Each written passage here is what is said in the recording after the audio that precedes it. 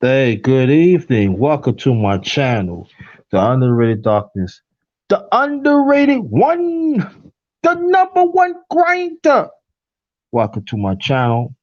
Please hit the like button and share this up, share this live up. Welcome, Terry Bogard.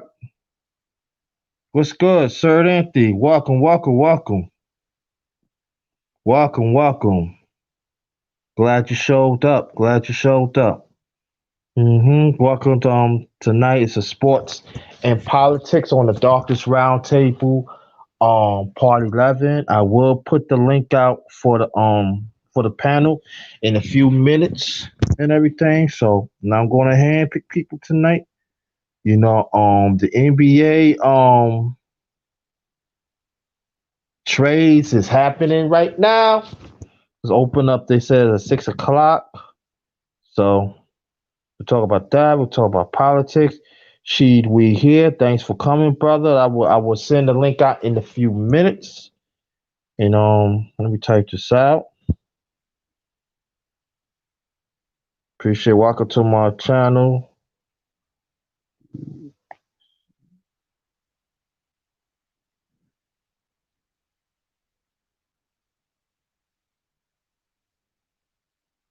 Hold on.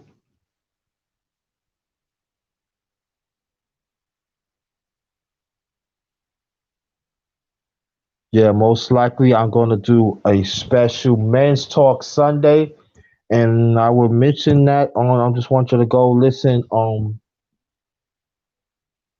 Mm, Gold Professor. He had reading on Tuesday, and also I did a live. Did a men's live after that, and also with Shango. And then after that, I did something with Brother Shango that Wednesday after. I mean Tuesday afternoon, and that's what we're going to base on these conversations about. You know, so thank you, appreciate that, brother.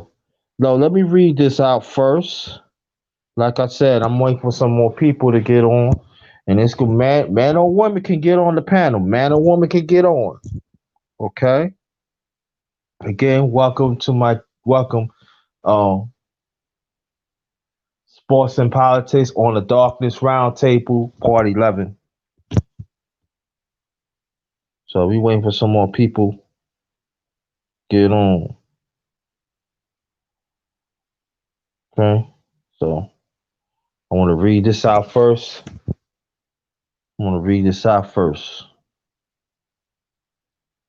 Come and join real conversations with the underrated one, us as the righteous ones. Individually, let's make a change within ourselves and genuine being there for each other. We all we got. We all we got. So that's I said I urge some men and some women. No problem. No problem. Hope you be safe. And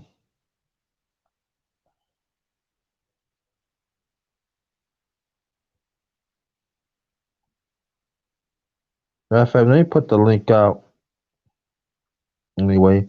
For men or women could come up. Doesn't make a difference. All I'm saying is respect my channel, respect me, respect my channel, respect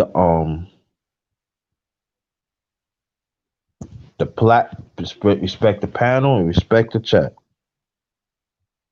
Respect me. All right. So there goes a link right there. So anybody that wants to join the panel, go ahead. Just welcome again. Welcome to my channel, the underrated darkness, the underrated one, the number one grinder. Welcome. This is Part 11, um, Sports and Politics on the Darkness Roundtable. This is Part 11. So, anybody that wants to join the panel, feel free. The link is right there. Oh, I know that. Thank you. I appreciate that. Appreciate that. I want you to be safe at work too. And I'll be mentioning this throughout that anybody that is traveling, right, to your destination or home, please let me know so we can make sure that you get home safely or safe to your destination. All right. Oh, AB Media. Let me hit this. What's All right. going Good on? evening. I'm just grinding, brother. How you feel? Welcome. I'm doing all right. Waiting for art show to come up. Oh, that's it. You come on 8:30 tonight, right? Yeah, usually. Oh, usually. Okay. Oh, Force Window, thank you. Thanks for the donation. Thank you so much. I want you to go support the brother Force Window and everybody and the ones in the chat, please. Thank you so much. I appreciate that. I really appreciate that. Yeah, so I know you see what's going on in politics now. If you want to Yeah. you want to say something about it, feel free. You welcome. It's a clusterfuck. Mm. That's about as much you can say about it. I don't think we're gonna. I don't think it's gonna settle down until after January 20th. To be honest with you. Mm. Yeah, I think it's going down the line. I don't think it's going to be because Trump ain't trying. I always knew he was spoiled, so this doesn't surprise me.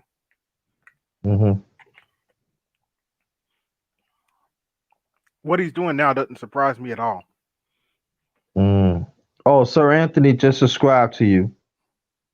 Oh, nice. Thank you. Yeah. So Yeah, thank you. I got to put some more content up Yeah. too, but it is what it is. That I noticed the Senate went on break without passing no stimulus, Right. I was getting ready to say that too.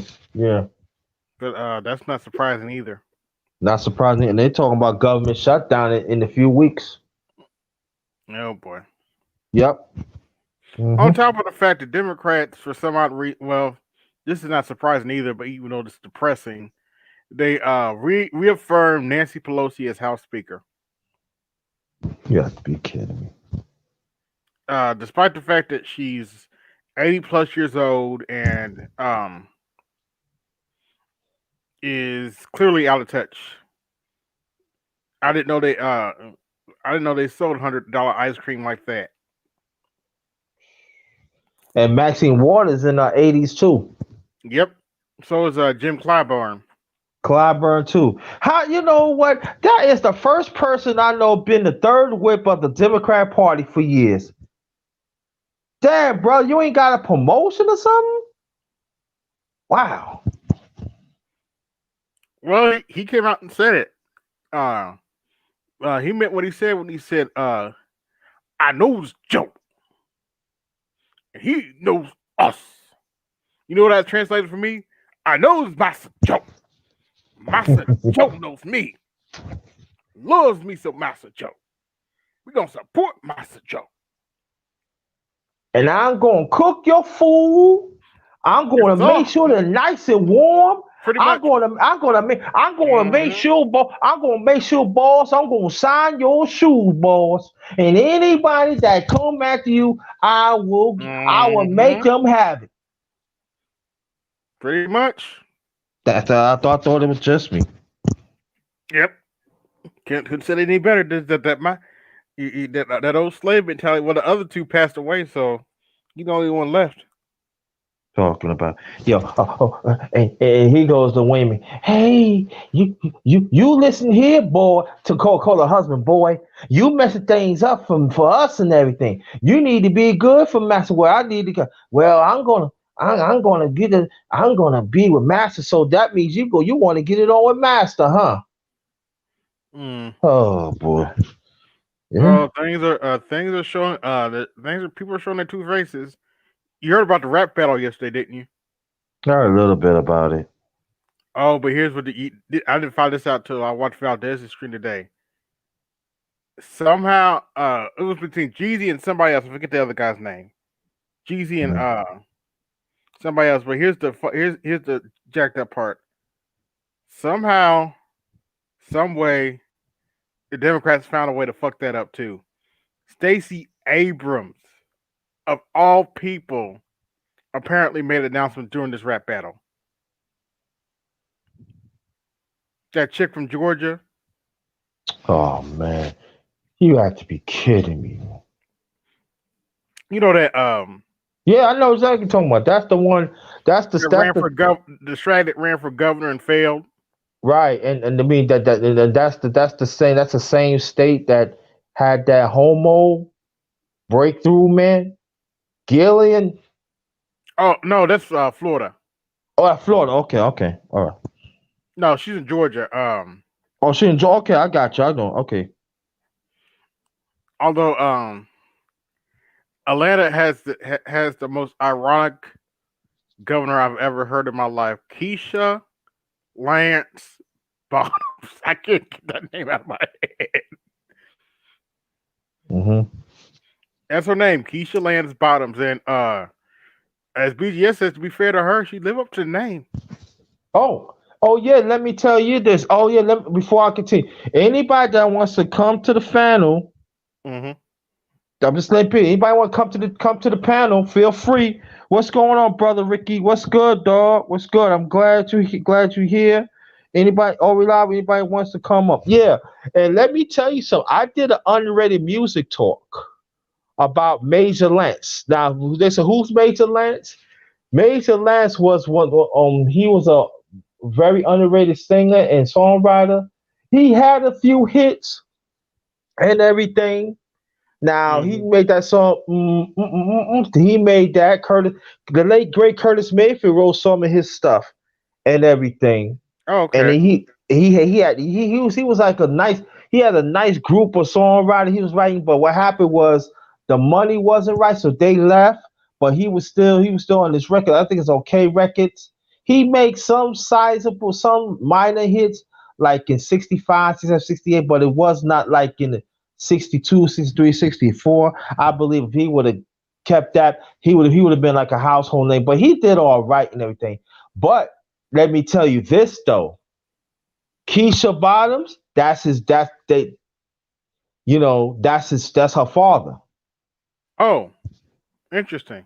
Yes, I did an honorary music talk on it. Yep, I sure did. I put it out there. So funny. You don't talk about your father, don't you, Keisha Bottoms? What's going on? Hey, yeah. Oh, what's going on, Leonard? What's good? Thanks for coming. Appreciate that. Foot Soldier, thanks for coming. Yes. Wow, I didn't know that. Yeah, her father is the late Major Lance. Mm.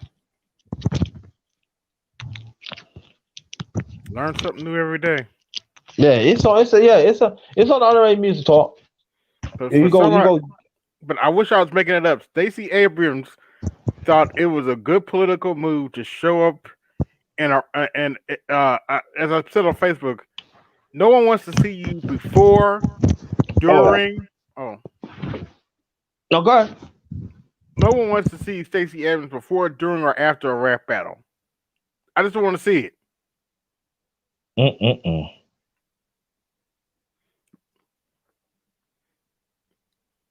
But I was like, are you kidding me? I haven't looked at it yet. I didn't go back. I didn't see this rap battle.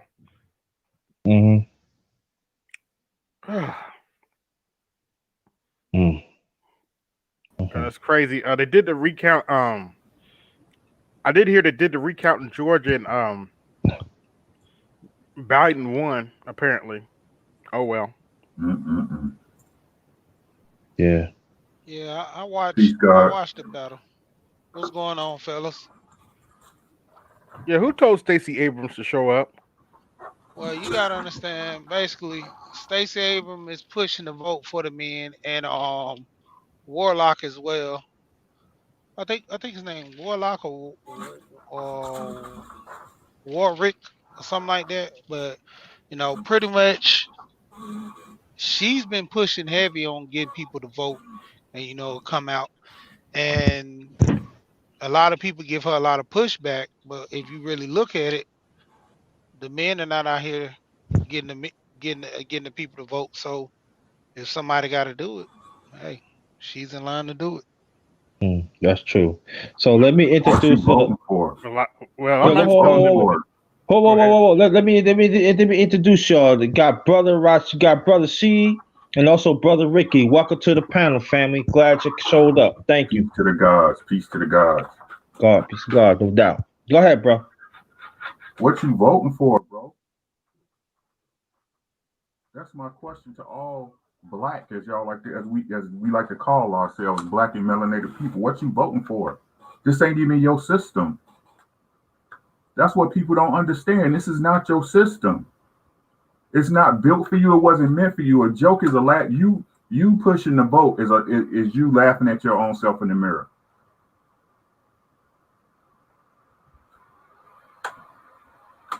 That's just the way it is, bro. It's a great skit. Y'all watch Dave Chappelle? Nah, I think I missed it. Hey, Yeah, it's I on was net. Dave Chappelle. Yeah, it's on Netflix, right? They got all of them unedited on Netflix right now if you want to check it out. But he have one skit where he say, "Do you know black people?" Right? He asked this white lady a question like, "What do black folks have to do to empower themselves and basically get up and overcome?" And she said, "Get out and vote." And he buzzed the answer wrong, right? That's what y'all don't understand. That's what our people don't understand. What you do is when you vote, it's just a popularity contest, and no one cares who's more popular. Your vote doesn't even count. It doesn't even count. The electoral college, picks the president, Yep. right? So y'all, look, man, your vote don't matter. No matter what they said, no matter how hard you try to say it, no matter how hard it's been ingrained in you since you've been in elementary school and high school and extended education like college, your vote doesn't count. The person they want to win will win. If nobody voted, it would still be a president elect. But what you do when you vote is you showing that you accept the system that they're putting on your very head. That's what you do when you vote. You're showing your compliance, your agreement with the situation that's going on. You got all these black folks running out, hooting and hollering for Biden and Kamala, thinking they gonna fix this fake pandemic. When Biden is about to lock everybody back up. So why lock us up again? Why lock these people up again when it didn't work the first time, right? Because from what y'all telling us, y'all locked us down for 2 months, 2.5 months, 3 months before the summer. And from what y'all saying, it didn't quell nothing. But now y'all locking us down again for what? If this works. No, it didn't work the first time, right? Actually, Biden came out and said he's not locking down the country. He's a fucking liar. He's a liar. We'll see. Right? The Democrats, I don't do either one of the sides, man, because like I told my brother, the underrated one, It doesn't matter, bro. They give you your cereal. Listen to what I told the underrated one, right? You come over my house. I'm in Minnesota. We have a great night. We drinking, we partying, we get up in the morning. You come downstairs in my kitchen. You see I got everything. I got bacon, I got eggs, I got turkey sausage, I got chicken sausage, right? I got pancakes, I got waffles. Now you looking at my kitchen, you see all this food laying out, all these choices, right? Good morning, Ricky Williams. How you doing, AB Media? You have a good night? You have fun last night? Yes, I sure did. And you say, what's for breakfast? Now, seeing all this food, right? I say, bro, I got these cereals you can choose from. I got cornflakes or Cheerios. Which one you want? Right? Mm-hmm. You pick your cereal. Pick a cereal, AB. Pick a cereal. You got cornflakes or Cheerios. Which one you want? But you see all these other choices in front of you, right? You say Cheerios. I say, fine. Here's your bowl. Here's some milk. Here's some sugar. Do you prefer honey? It doesn't matter, bro. I gave you the choice. Your choices that you want, even though you wanted pancakes, don't matter. I gave you your choice of breakfast. That's what politics is. It's the false sense that you have a choice. You have the choice is already made for you because I offered you either cereal. I'm cool with you, whichever one you pick, but you can't eat over here. That's what politics is in a nutshell, bro. It's all the same bird. A bird can't fly without either wing, right? You got a left wing on the bird, you got a right wing on the bird. You got the body of the bird, but without either wing, the wing don't fly. The bird don't fly. It is not our place to play in their politics. What we as black men and melanated women and men were supposed to do is come together and get our own estate and operate under our own accord. Right? Because this is our land. They tricked you to thinking that you came from Africa. How many of y'all seen Africans? Do you look African? But let's put it, because it's all about commerce, really. It's all about business. Let's put it like this. For business. So you telling me, right, as far as slavery goes, and I'm not saying that some slaves weren't not imported. Yes, they were, but not on the mass. They telling you, why is it that we cannot find any slave ships, even though we can find all the Confederate memorabilia? We can go to Pearl Harbor and see they sunken battleships. Where's the slave ship? Right? Dude, you know they even pulling the ships from the Nile and all that from back in the Egypt days. They But not pulling a slave those ship. ships, but not Right? slave ships. But let's put it in perspective of business, because that's what slavery was. It was about business, about making maximum profit off of people.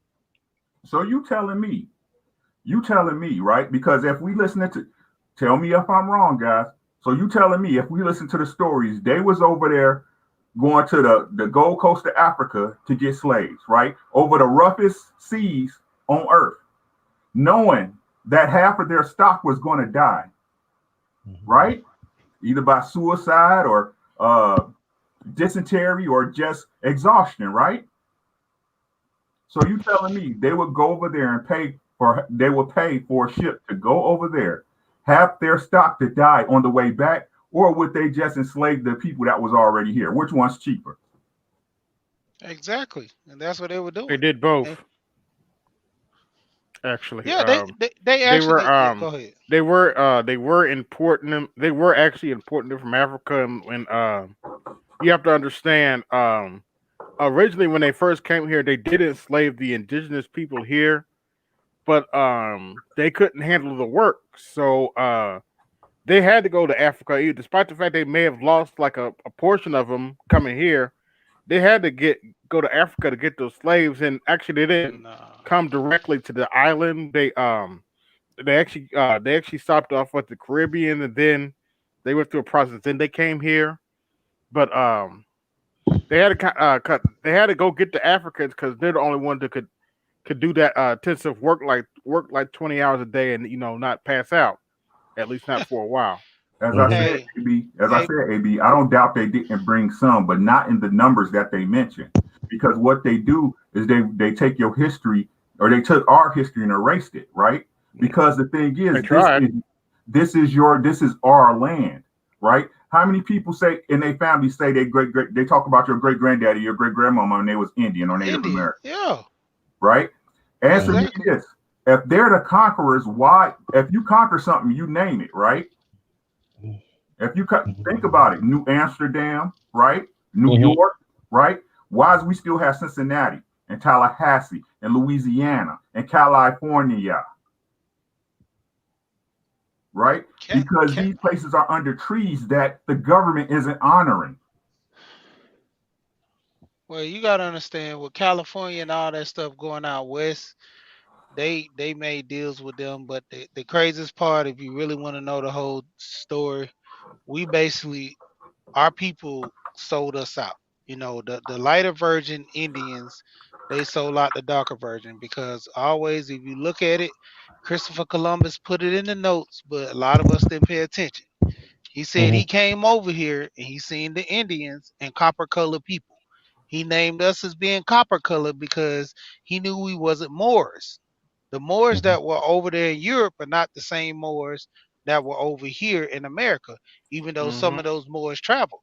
That I mean, with navigation, that's why majority ship people who ran ships always had a black guy on there for navigation because we followed the stars and everything of the sorts. We knew the wave patterns. That's why before the sail ships, really took off big, a lot of people just knew how to follow the current to get around. Well, let me, Ricky, this goes for anybody. Anybody can ask this question. It doesn't make a difference. Let me find it. Let me find it. Let me find it. Let me see something. Let me see. Brother Ricky, and and everybody else can answer it on the panel too. He said all these people running for voting for Biden, like he's going to save them. Trump, no, that's not it. No, that's not it. I There's want to a speak to that. go speak to that, please. The craziest part, Biden never promised nobody nothing but getting Trump out of office. Pretty Hmm. much. And we do that with all states. When it comes down to Democrats and everybody else, when it all boils down, they give us the wish, but in the end, we get nothing, you know? Right. Hmm. What's that old Okay. saying? Be careful what you wish for. Mm-hmm. Yeah, it's true. And this is the one, Ricky, and then it goes for anybody else that wants to answer on panel two. It goes for you too. But he said, Ricky, this is Sir Anthony in the chat. He says, Ricky Williams, the runoff race in Georgia is a race for Senate seats. The Electoral College doesn't come into play. You lost me already. I wasn't referring to the Senate race, sir. I was talking about the presidential. Well, I'm sorry if I Good. lost you. Okay. I don't, like I told you, underrated. I'm not trying to impress or depress nobody. I don't believe in a political system here, period. Right. Period. Hmm. Right. Okay. So it's not, to me, it's not about all of them are liars, cheats, and robber barons. I could care less about any of them. That's why I tell Hmm. my people, why are you voting? Hmm. People Right. say, oh, Biden's the lesser of two evils. Why are you voting for evil, period? Facts. Yeah. This is not our system. As black people, we were supposed to be coming together and conglomerating and getting our own stuff, our own political processes, right? So then we can present that to them and say, hey, this is our nation. This is what we stand for, right? And then And we can no longer, then, like I said, I don't care what nobody says. People continue to vote against their own best interests. Neither one of these parties have the black man or black woman interest at hand. and that's why Q came out with that what he addressed to kind of let us know that hey, Mm. let's find a way to Hey, work together. on the rate, I got to step off for a little bit. Okay.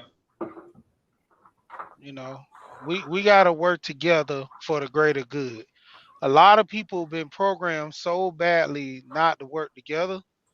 In the end, a lot of us not gonna make it. It just being real. That's why I talk to brothers and I tell them if you want to start something, do it yourself and bring people along because if you know what you're doing, you're gonna be the boss of whatever you bringing in this system. When you try to implement other people, they have they have their rules and regulations just like you have your rules and regulations. Exactly. You guys are gonna bump heads because if he wants a certain thing done and you're not doing it to his liking, he's gonna rebuttal about it, he's gonna be upset about it. But if he comes to your plan or company that's already built from the ground up, only thing he can do is what are the word I'm looking for? Assimilate, kind of just join in, Or and move if on. not, Mhm. move on. Mhm. And that's what I tell guys. I'll be like, we can get on YouTube all day and talk about building and doing the community.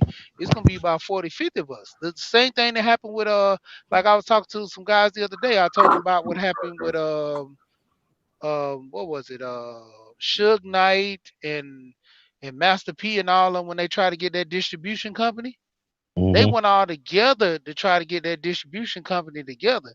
And look what happened. All of them got indicted because somebody said something.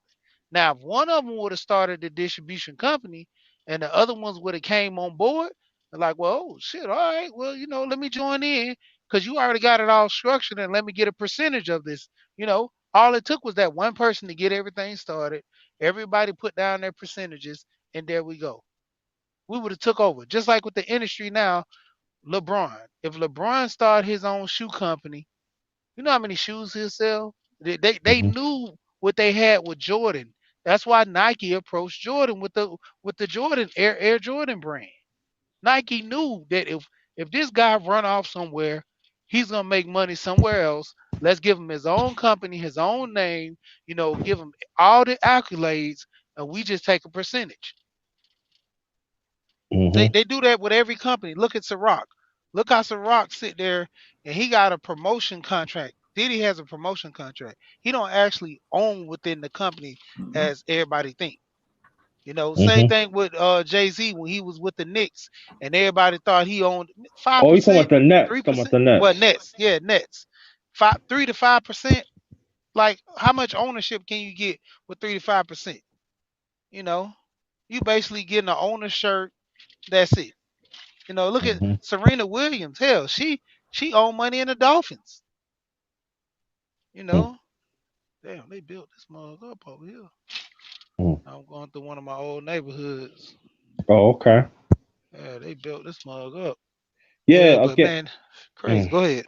Yeah. Let me announce this again. Welcome to my channel, the underrated thought is yours truly, the underrated one, the number one grinder. Got my brother She, we here, and my brother Ricky, and welcome to the sports and politics on the Darkness Roundtable. This is part 11. And I urge women that if you in the chat, if you want to get on, get on. Excuse me, I'm not Hey, stopping. Go hey, ahead. hey, hey, Ricky. Just like with the Tulsa, everybody was talking all this how the black people in Tulsa started Tulsa, Oklahoma. You had Rosewood, you had Greenville in North Carolina. All Mhm. these spots they were obtained by the land from the Indians. They Mhm. went down there and filled out for the Dawes report just like those white people did. Because ultimately they went out there, it's like this is our people, this is our land. Well, now you can't be okay. Well, I'm gonna do like these white people do. I'm gonna give $5 and get on the road. What you saying? I can't do it? Hey, because when the cat got out of the bag, that's how they got Tulsa built up. But the problem was they were getting too strong. They were getting too big. Look how many banks that they had over a lot of the white banks. Look how much culture and stuff they had over the. It goes without a doubt. You had legislative dealing with even there was a black guy who helped write the Declaration of Independence. His name wasn't on there, but he helped wrote the Declaration of Independence. There's a lot of guys who are in politics so bad they're never talked about because a lot Mm-mm. of them got taken out. But Yeah, they don't want us to know the power that we had yeah. back in the Benjamin day. Banker. Benjamin Banker. That's the one who helped wrote Independence. Also, he created the World Almanac. Yeah, That is not mentioned in history either. yeah. I mean the glory. Just like I told people, I'm like we pretty much we make ourselves have Black History for 1 month. We do that. Black, just like even McDonald's has the 365 black. They do it on the Tom Joyner show. That's because we make ourselves have Black History for 1 month. It's because of us. That's the only time we celebrate. That's the only time we talk about our kids about certain things. It Mm-hmm. gets to the point where we've been conditioned so much that we are our own enemy. Mm-hmm. Yeah, and that's why one of the reasons that what I do on my on this channel, I do the underrated music talk to talk about black excellence all throughout the year, and singers, songwriters. I'm gonna start doing about get back to doing for being politics and art and all that. We gotta see we shouldn't wait for them to let us know. Oh, you celebrate in February. We celebrate our history all throughout the year. I don't let them define me as I should learn about my own people. That's crazy. Yeah. No, And I said throughout the year. Just like right now, we celebrate us as brothers. We celebrate our people right here.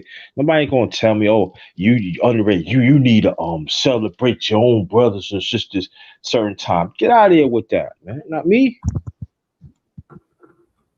yeah, Mm, man, that's like I be promoting a mm, lot of guys with life insurance, man. I tell them generational wealth, man. Start with getting a life insurance. Even if you don't have kids, get one for nieces and nephews. Mhm. The policy might be a little stiff as you get older, but that's why I'm telling guys to get it at a young age. I was talking to a guy, Alonzo, on the Roger Report. I'm about to go get life insurance for my two 7-year-old kids for $100,000. I might end up only paying like 20, 30, like less than $20 to $30 a month for $100,000 plan Mhm. for my 7-year-olds. And as long as I keep that plan up, the whole life is never gonna change. It's never gonna change mhm. with that whole life. They're gonna pay that same premium, but I'm looking at getting more for them because the cost of living and everything else. By the time they get to their older years, that 100,000 ain't gonna be worth nothing to them. Exactly. Nothing. Nope. You know. And Exactly. that's what I told my wife when I'm getting my life insurance. I tell my friends that I say, man, I'd rather go ahead and pay $500, $600 a month in life insurance than go get me a 2020 truck or car with all the bells and whistles. Give me a Mhm. Mercedes, give me a Bentley, give me all. Man, I'm leaving this stuff for my kids. Mhm. And then what a lot of those life insurance people don't understand, like the guys Alonzo was saying, you can get loans off those life insurance if it's a whole life to pay for certain things and just pay the loan back. You self banking because you're doing it yourself. You pulling the Right. money and you going self banking for yourself. Mhm. Yeah, and Yeah, also our Irish brothers. See, I live by myself, so Irish brothers to take out life insurance for yourself too. You know, yeah, do got to do that, man. You know what I mean? Do that.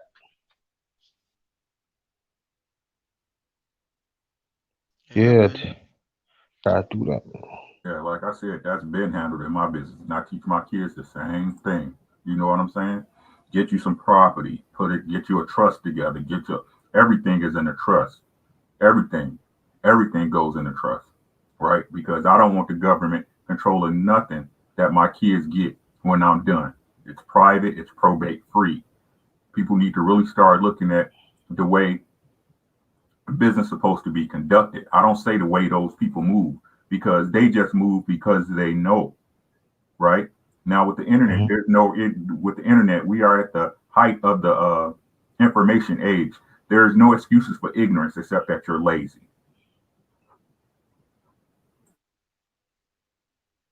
Yeah, man. Because I push that on young kids a lot. I was like, in certain cases, there's a lot of young people out here.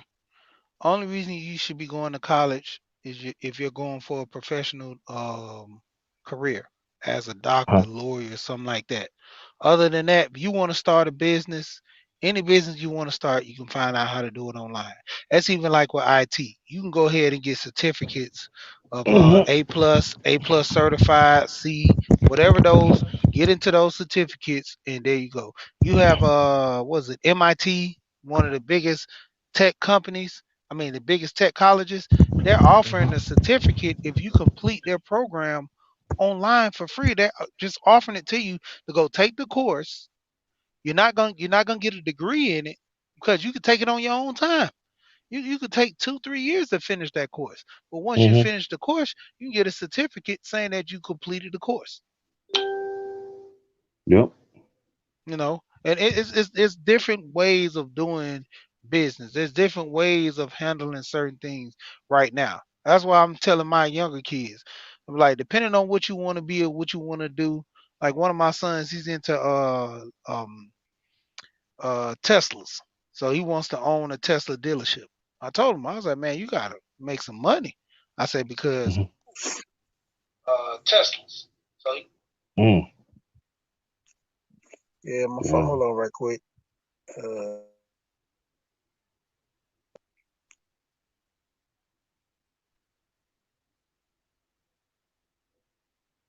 Okay, welcome to my channel, The Underrated Doctors, your truth, the underrated one, the number one grinder. Welcome to Sports and Politics on the Doctors Roundtable, Part 11. We got the brothers, Brother Sheed and Brother Ricky Williams. And we're gonna get into sports in a few minutes, but your brothers can keep on going and everything. You know, that doggone Trump is at it again. yeah. At it again. I tell people, man, he ain't doing nothing but for show, man. He ready to get up out of there. He actually, he can't let his ego set aside and be like, yeah, he won. He gotta throw a fit, just like a kid throwing a tantrum because they lost. That's all he's doing. He know he lost. He just trying to set up the fight like he's not giving up because that's his whole thing. Even when he was running for presidency, he only did it because Obama told him he couldn't do it. That's what made him Hmm. actually want to run. Other than that, he had no he wasn't even thinking about trying to become the president. He did it Hmm. one time before, but ultimately that's a tax write-off. All the money you get for Hmm. donations, you get to keep it. That's all tax write-off. And this dude good with money. He hides his money. Look how much money Hmm. he paid for taxes compared to Biden. Hmm. Everybody's like, "Oh man, that's messed up. He makes all this money." No, he's just like Bezos. Man, he's hiring the best people to keep his money. For him to keep his money, not for him to give it away. He's Hmm. hiring the best people. Bezos man doesn't he's getting money back from the government. He's not paying them anything. I mean, not from the government, but from the IRS, because for the simple fact is he's hiring the best professionals to prepare his taxes and stuff. See, while we're sitting up here getting mad because we have to spend so much, he's going to the best tax professional. But it was a crazy. My wife, me and her, we went and did our taxes together. She was mad because I used to pay this guy 150 to prepare my taxes. But everything I had, this guy, he pretty much worked for the IRS. He would always tell me, say these receipts. Start using a separate card so when you actually go to file, all your Hmm. charges will be on this one card. Hmm. You know, he was telling us, work it this way, work it that way. And my wife was like, well, we can do this ourselves. I let her do it for a while. I'm like, man, bump this crap. Like, I'm gonna start getting back in to do it because I can get more money. I save more money by filing everything. Because this Hmm. guy knew doing your cell phone, doing clothes. A lot of guys who buy Jordans a lot, you can write those off on your taxes as work shoes. Everything is a write-off. Yeah, Everything is a write-off. That's what, like I said, people don't understand business. There is no money. There is no money, people. yeah. Look at this. This I'm about to drop y'all a gem because I don't pay nothing in taxes. Nothing. And let me tell you why. Because I have no income. Let me explain. Income is money you keep after dividends. That means you're dealing in stocks, bonds, and company stocks. How many of y'all is keeping money due to stocks? Because even if you got a 401k, you can't touch it till you're 65, right? Yep. Right? So you have no income. Everything you make is outgo. Everything you make is for an expense. It doesn't matter. Your shoes, your gum, your gas, everything's a write-off. That's why you just want to keep receipts. So in case they audit you, you can prove it. Hmm. I claim everything. I don't care if it's a cup of tea that I go to my favorite place at Mocha. I claim every single one of them. Every single one. There is no money, guys. There is no money. You have not. You got to. You a baller. You buying bottles at the club, you have no money. That's why you can't own nothing. I keep trying to tell people this. The government is responsible for every single debt in the United States of America. What they do is they give you a social security number, and we use that ignorantly, and they pass that on to us because at that point, we're trustees of your social account, your social security number, right? Nothing really costs anything. Everything is a tax. Everything is a tax because all debts are prepaid. This is a long story. You got to study up on it, right? But you should claim everything. You should claim you don't make any money. You don't make any money. Claim everything and watch. I bet you get everything back. But everybody following those forms, the forms they give you. You need to learn what income is. You need to learn what real money is. You need to learn what dividends are. You make no money. You're an employee of the United States. That's a different video though, bro. Mm-hmm. Yeah, we're gonna definitely I definitely want to talk about that, bring you back and talk about that more. Definitely want to do that. But that's an excellent point and everything. Are y'all into basketball? For sure, Not really. for sure. I am. Not me. Not as tough as I used to be though, after this season. Not as tough as I used to be, but I'm still down with it though. Yeah. Okay. I be on Mace channel, you know what I'm saying? Mace, what was it? Mace Tagger. I be on his channel from the Manosphere. He be doing his sports channel where he talk about everything sports. He did the whole draft. He covered the whole draft, man. Like I said, you know, it's a lot of channels that I'm into, that I deal with a lot of guys because of, you know, what they do. You know, even with him doing his sports, I don't deal with sports, but I show him love and I come through. You know, we talk about different things, but majority is it's a sports channel. So yeah. Yeah, okay, cool. Now, y'all know, Ricky, as you already know, it's after 6 o'clock. That's when they make their trying to get different players in the in different teams to start at 6 o'clock. You know, researching like that. So, who's your team? To be honest, the teams that I've been rooting for lately are the Milwaukee Bucks, and that's about it. To be honest, because I'm not a real fan. I'm not gonna say I don't like LeBron. I don't like his fan base sometimes. Right. I'm a Jordan guy. I'm just not gonna lie to y'all. I'm a Jordan guy. I believe ain't nothing wrong with that. I believe Jordan is the GOAT. But yeah, I got the Milwaukee Bucks. That's about it. That's about it. Everybody else, as far as structural wise, I don't really try to root for them. You know what I'm saying? Well, I got you. Well, about Giannis, Milwaukee got Drew Holiday, but they got him like a few days ago. I think it was a signing trade. Then they trying to get some more pieces to So that's what they're trying to do. Yeah. I saw that they got Drew. Yeah, Drew Holiday. So that's excellent pick. He's a two-way player. Yeah. And that's what they need. You know what I'm saying? They need somebody to play on perimeter. See, I'm a New Yorker, so I'm a Knicks. Yeah, of course, I'm a Knicks fan. You know what I'm saying? People be like, yo, how you go for? Yo, I'm a New Yorker, man. I don't go backwards, yo. You know what I'm saying? That's what it is.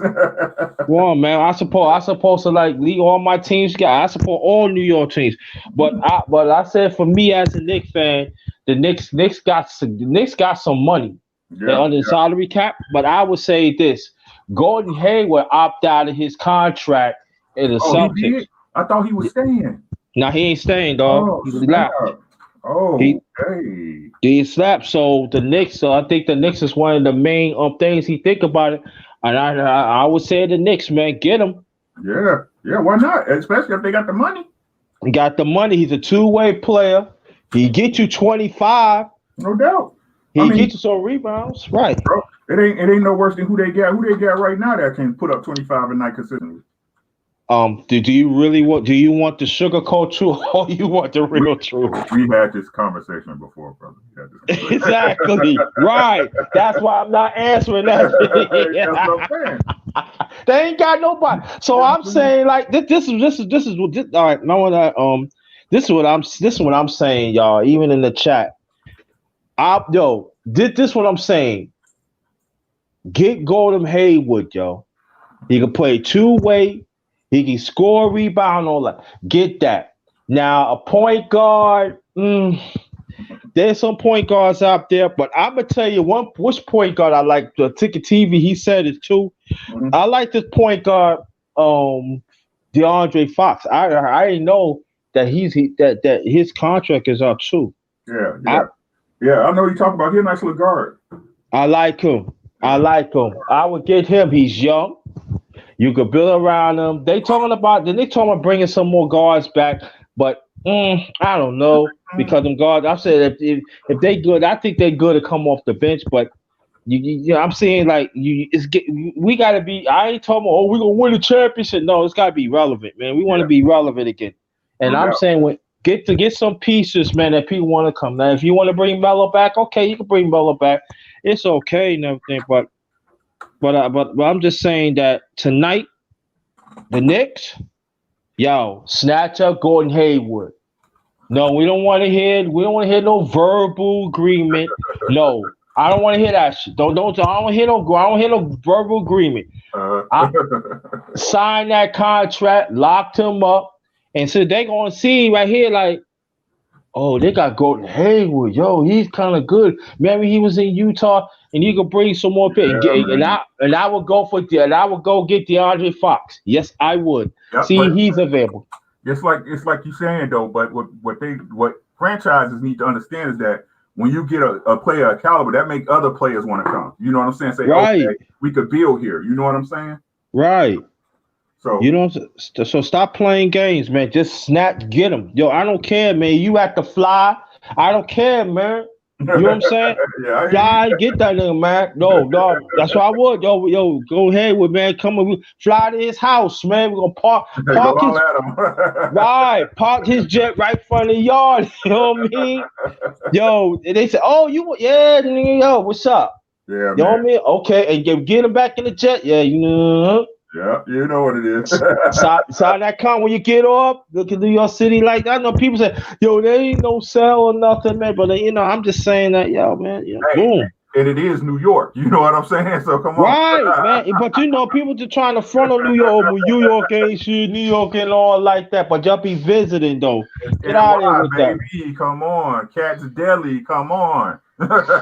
Right, man. Stop playing. It's like this, man. If you want, I'm saying that they gotta say, they gotta do it, man. Yeah, this so I know, man. Yeah, I know when me and my wife went to New York, we had a blast, bro. We had a good ass time.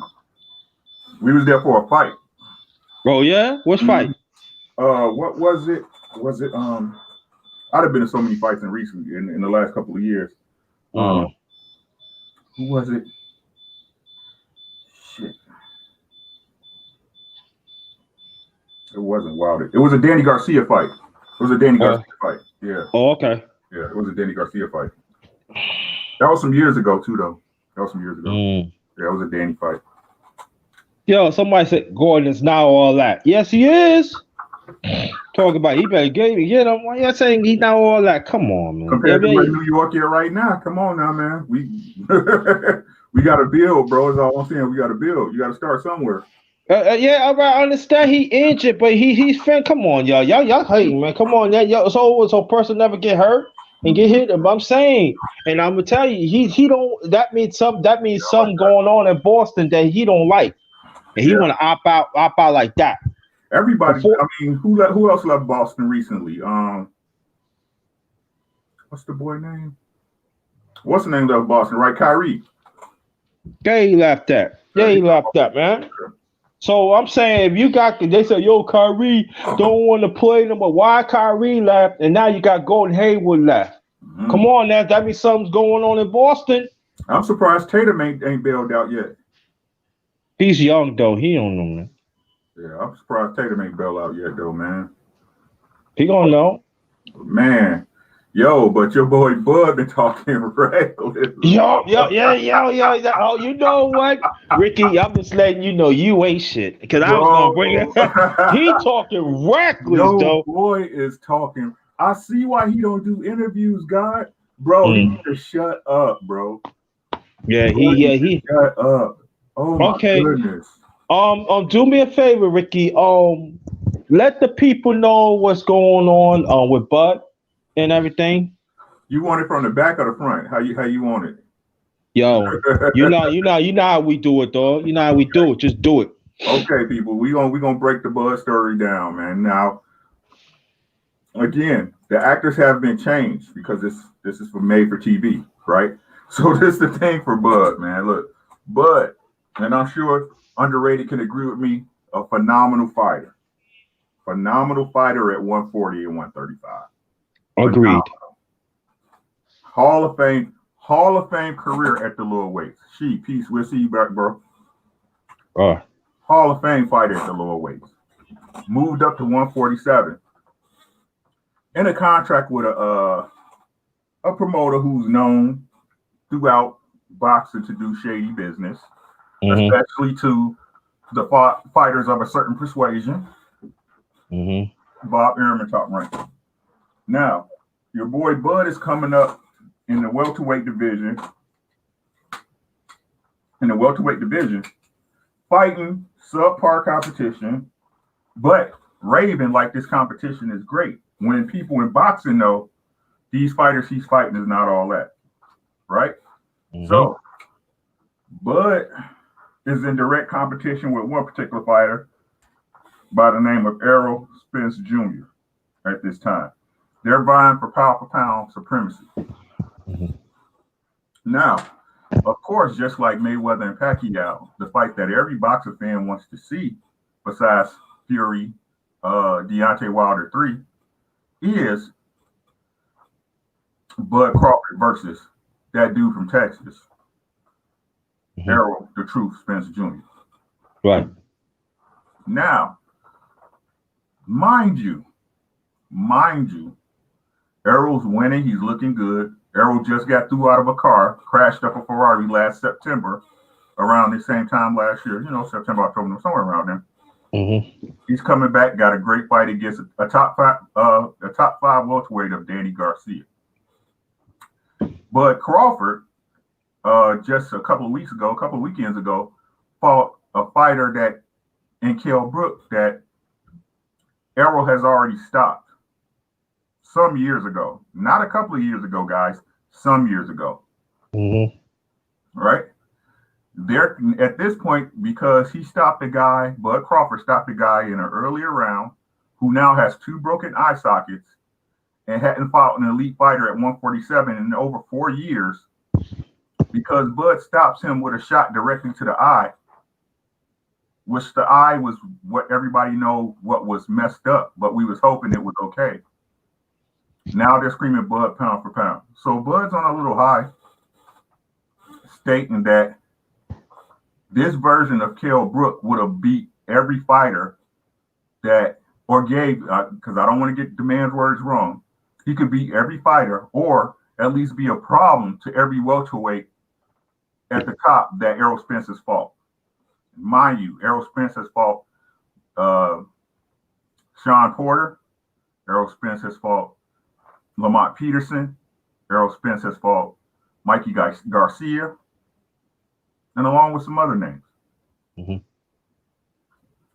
Now, Bud Crawford, directly after his win on ESPN, by his promoter, basically blasted him on national TV in front of his baby moms, in front of his mama and his family, saying that I don't care if Bud is the best fighter in the world. I ain't gonna go broke trying to get this dude no fights. That's not the worst part.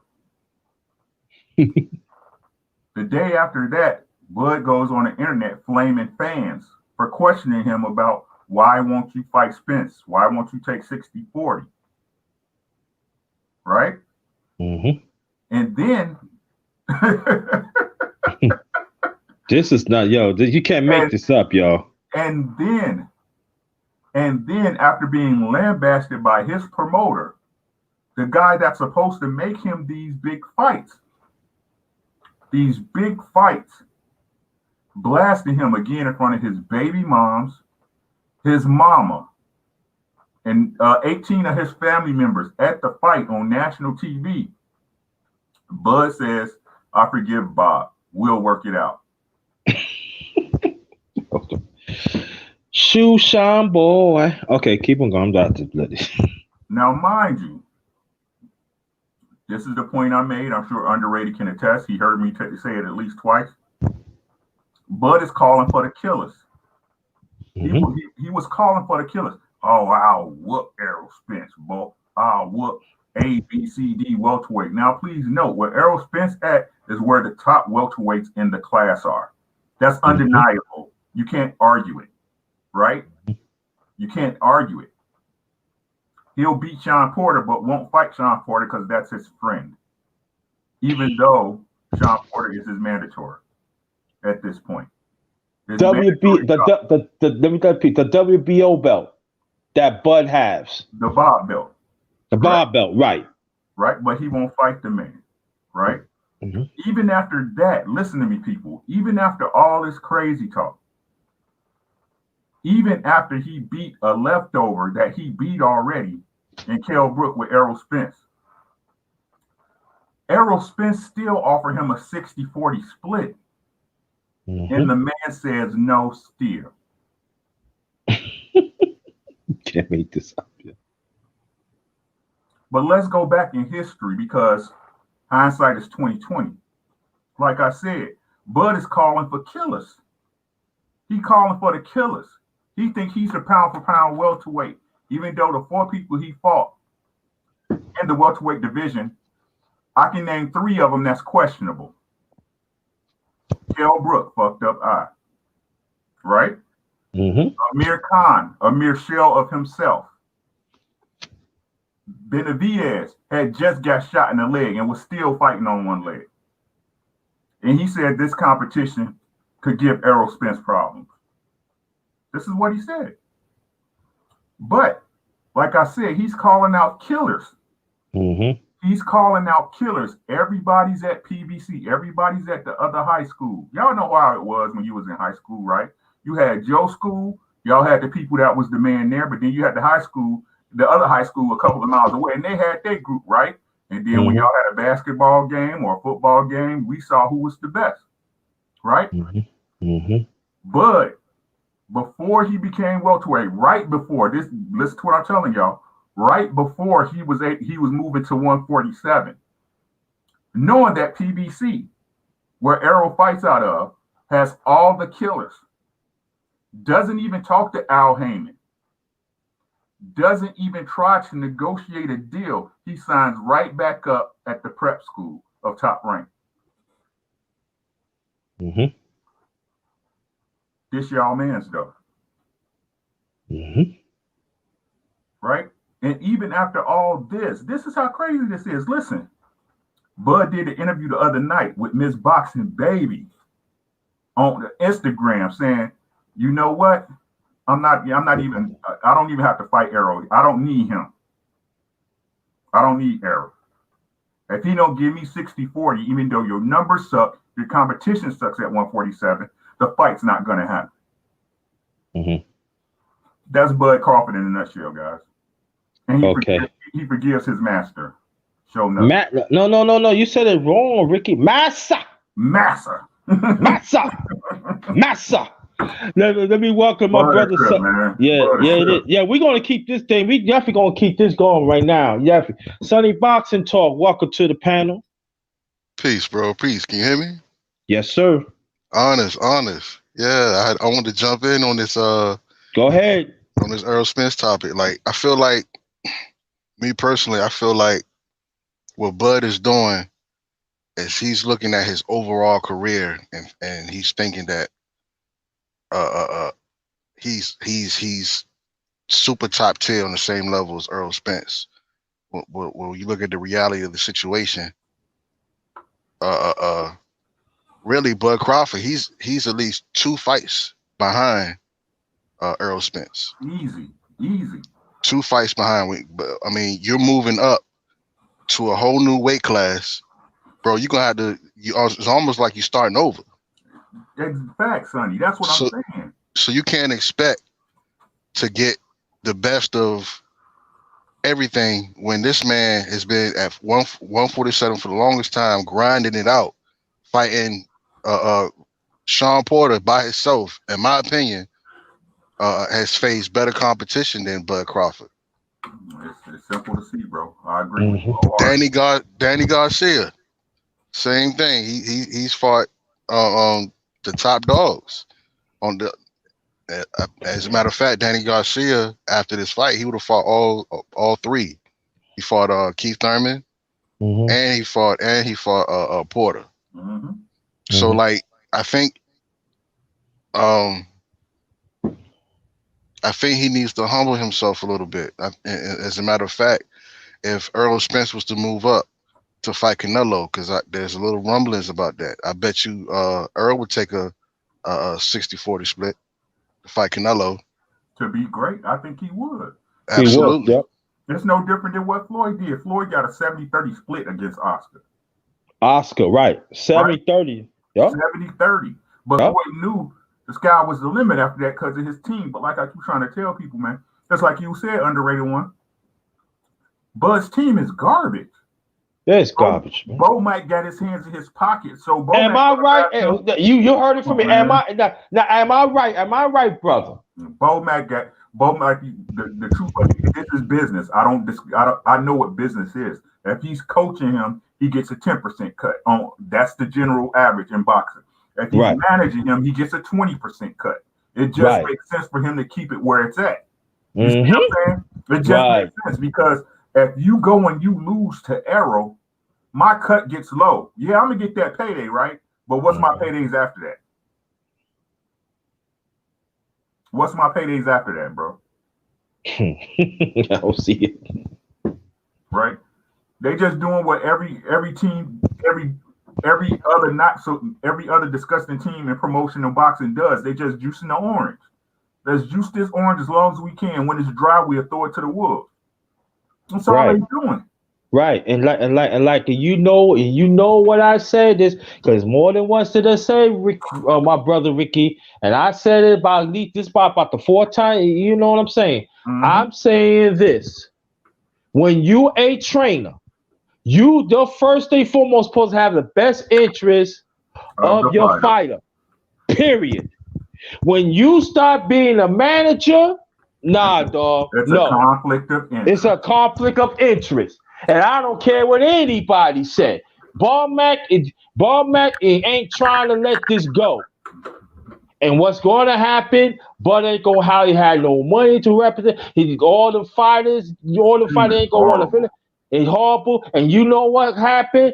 Ball Mac going to end up working for top rank, and Ball Mac gonna have that same title for somebody else. Horrible. His team is horrible. Horrible team. Horrible team. Your team is horrible. Yeah, it's horrible. Let me mention this. I got a Cash App. It's $JT 53000. Also, I have a PayPal account. It's all in caps. JT Black 53. Tom Malone had post a link. Donate. Be very much appreciated. Again, Cash App, capital JT 53000, PayPal, all in caps, JT Black 53.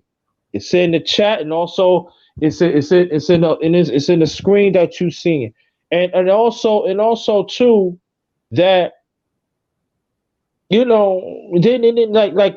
brother Ricky is saying. He forgive him. But you let this man disrespect you in front of your family? And you forgive him? Now there are some people in the chat said that, oh, he's a sellout and stuff like that. Well, we ain't gonna say he's a sellout then, but hey, the way it looks right now, and then he want to handpick people that interviews him. Do not ask the hard questions. Now, Ricky, you are my witness. Brother Basement Boxing Talk had played on Black Star Sports TV channel. Now, it was did it sound like an interview or it sound like just a regular conversation? It sounded like a regular conversation to me. Exactly. You know what I'm saying? But like, it's something my wife always say, man. The truth always comes. The truth always comes to light, man. It's just what it is, man. It's just what it is. Bud don't want no smoke. I don't care what nobody say. Now He you don't talking want the those. game, but Bud don't want no smoke. He wants none. He don't want no smoke, bro. Yes. Like we were saying, he's comfortable. He's okay where he's at. And by all means, hey, I told y'all, I wish Bud the best on his career with Top We do. Rank. We wish him the best. Yeah. I wish you the best, but stop lying to yourself, bro. Stop lying to the people, bro. I ain't gonna even say lying to us. He lying to himself. Right. Yeah. So Go ahead. let me ask a question. So did he sign back with Top Rank? Because he was sending in that fight to me. It looked like he was sending some cryptic message because the hat that he wore by itself, it had the font of PBC, but instead Had of it for TBC, yeah, I saw that. exactly. Yeah, but I Sonny Boxer Talk, I honestly think Bob got this boy some paperwork he don't know nothing about. Yeah. I really do. I Yeah. really do. I think Bob was telling the truth when he said, I got Bud for a lifetime. Yep. I think he got Bud some paperwork, and Bud don't know really what the fuck is going on. Yeah, exactly. And I think, and he got some on him. Now, you know what I think? And I think he got some on, I think, oh, who knows? He probably got some on Bo Mac too. You never know. And Borgman got to play. He got to eat from that cow. Who knows? I could be wrong, huh? Ain't nobody this stupid. Right. Ain't nobody this stupid. Come on, man. You ain't nobody this stupid, bro. He knows what he's in. He knows what he's in. Right? He probably got a big ass signing bonus in that, and it is what it is. But like us, why Bob gonna lie? Bob gonna lie about it. Whenever he roasting a black person, he being as honest as he can with everybody. I'm not paying for Bud. I'm not going back, bro. Right. Like Dre Day just say in the chat, he said he wouldn't let him fight Pac-Man either. No. Right. You absolutely right, Dre Day. Right. It cost him too much money. Too much money. Right. Because because Pacquiao asked for 20 million. He's not doing that for Bud. He's not. Bro. He's not. No. He's not doing it. But at the same time, in defense of Bud, when you look at what Bob Arum did for what they call him? Tyson Fury? No, White Jesus. What's his name? The boy just lost, the Lomachenko. Yeah, he's done more for Lomachenko's career than he has for Bud. And that's facts. And we wonder why. So he's not willing to do what he did for Lomachenko for Bud, even though Bud is the better fighter. Period. But see, this is the thing about that. That I know people don't like to talk about it, but it's true. It's all about it. See, this is the thing that people fail to understand about Bob M. Listen, and I'm putting it out there. I ain't talking about your boxing fans in here, but I'm talking about the one. Listen, I don't want to hear talking about, oh yeah, you gotta understand it's a global sport. It's not all about racism and black fights. What I'm gonna say, because this is my channel, and I can say this too. Bob Arum always screw black fighters for over 50 years. I don't want to hear no boxing fan, but he screwed this one, he just screwed that one. I don't want to hear that. Cut it out with that. If you're willing to tell the goddamn truth, tell the goddamn truth. You just cannot just go talk about boxing for 35 and 40 years that you think you know a lot. This go beyond that. There are actually black fighters decades ago was getting screwed off the gate. Look at Joe Louis. The only time that he get a title shot, he had to pay a percentage of the guy. I forgot the name, but they called the Cinderella Man. Matter of fact, they made a movie about him. That every time he went to check, he gotta pay percentage to Cinderella Man. The black fighter always getting screwed. And then y'all gonna tell me there's no racism in there. Oh, you got other fighters that getting screwed. Not as much as the black fighter. Now there are some fighters getting screwed, yes. But I'm talking about history. It seems like certain black fighters always get the short end of the stick. But when y'all see certain fighters that are Chinese, that are Russian, that some like, oh, he getting screwed. You need to look at that. You shouldn't be all about racism. Okay, some wrong. Yeah, we should talk about it. But why always seem when we get screwed, y'all don't want to talk about it? But all of a sudden, when other fighters getting screwed, you want to be a kumbaya. But when it comes to black fighters, no, it got to be a regional conversation. Nah, ain't happening that way. Your brothers could build on that, please.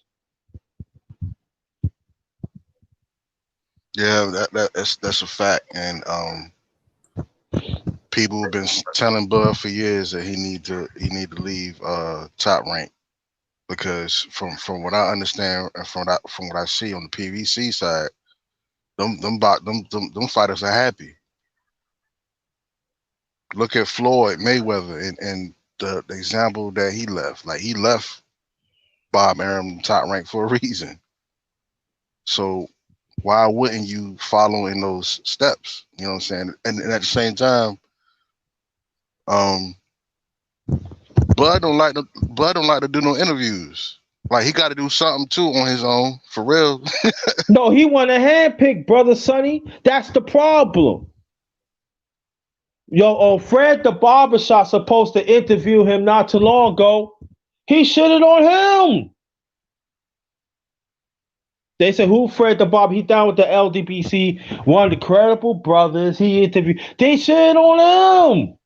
7-8 Sports TV. He knew Bud was like, he was just like basically unknown. He shitted on 7-8 Sports TV. But see, these are the same. But team, you talk about some of these fans. Oh, LDBC this, LDBC that. You know what I'm saying? But all I know, I'm down. I roll with the LDBC. That stands for Lions Den Boxing Community, also a basketball community. But what I seen is this: at least that brothers, they know the fighters. They interview them. They get them on the up and up. You know, at least the LDBC, I could say this much. Wherever, you know, we talk about all fighters and everything, but when it comes to our flight, and I'm talking about the ones overseas too, y'all act like we ain't nothing. Man, get out of here with that, man. I'm not having that, man. No, nah, forget all that. Forget all that. Then you want to talk about Al Heyman. Oh, Al Heyman, he doing the same thing of Bob Arum. What is you talking about?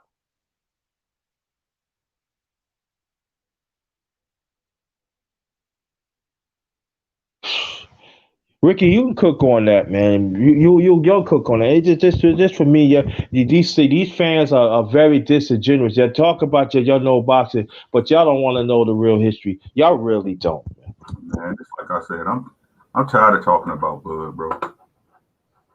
On that note, brother, and it's sad because I was just thinking this whole Bud situation.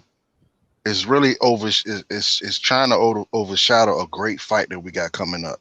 Bro, go You know what ahead I'm and Yeah, speak on saying? that. yeah, it So is. right, you got Errol Spence, who's coming off of a car accident, Mm-hmm. who's reinvigorated. When I watch him hitting the pads, he, to me, when I look at him, he has a brand new fervor for boxing again that I haven't seen for a while. And when you look at Danny had two close call L's on his record, Yeah. Talk and about Danny Danny. has a lot to prove. So this fight, I believe, might be fight of the year.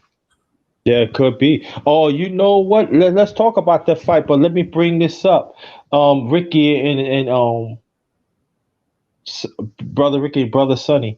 Maybe what's up, Sugar Love? Maybe Bud doing this, saying certain things because he don't want Spence to have all that attention. That's why he want to keep this going. Do you You know, ever think about that? that's a good point. If it wasn't Bud, I I I don't. Bud's not smart. I'm just being honest. He ain't smart, yeah. He's not smart like that. Bud, I'm sick of Bud, bro. I'm sick. Hmm. I really am, man. I'm sick of him. I'm sick of his fans. I'm sick of y'all. I'm sick of it. This, who the only person I know that showed more than him that they ain't with it is Tyson Fury. That's because he a cheater. But Mm, Bud's not with it, y'all. I don't care what y'all say. Bud's not with it. He don't he has the slightest idea of what's going on. You're complaining about a 60-40 split. 40% is a percentage. hmm. That's a percentage. That's going to be more money than you ever made in one fight, bruh. This is And pay-per-view money. right, and not talk about the gate. Talk about I ain't talking and we ain't talking about the gate that you can get to. Come on, man. You're not making no sense, bruh. He's not, man. You're not making no sense. Nothing he says makes sense. And what I tell you, underrated, if it don't make sense, it's not true. Yep, exactly. It's not true. Hmm. Bud don't want no smoke. He want the check, right? What Bud is, he the dude that come up who come up after I know everybody moved before. You know what I'm saying? He the dude Hmm. that come up when y'all done moving. You got one couch left, right? He help Hmm. you put the couch in and say, "Ooh, you go where my money at?" Hmm. Nah, bro, you ain't done no heavy lifting, bro. I've been telling people, I don't care what he did at 140. This is not 140. Right. It's 147. This is not 140. Boxing is Janet Jackson, y'all. What have you done for me lately? Boxing is Janet Jackson, right? So that's just like saying, even though we know Errol had a good performance against Sean Porter in a fight of your candidate, we don't care. We got to see what he had with Danny. Let's talk Right. about Danny. Yeah, let's talk about that. Yeah, let's talk about that fight right now. I mean, we off of Bud, man. That Bud, yo, man. Bud need a smoke a stogie and shut up, man. Yeah, okay, go ahead, man. Yeah. Bud just he blow me, man. Like I said, I want him to be great. I don't think We people. we all want him to be great, I right? want to see him be great. I will be the first to give Bud his due and props. Right. Oh, Arrow and smoked him. Right. Me too. I will be the first one. I was wrong. I have no problem with being wrong, bro.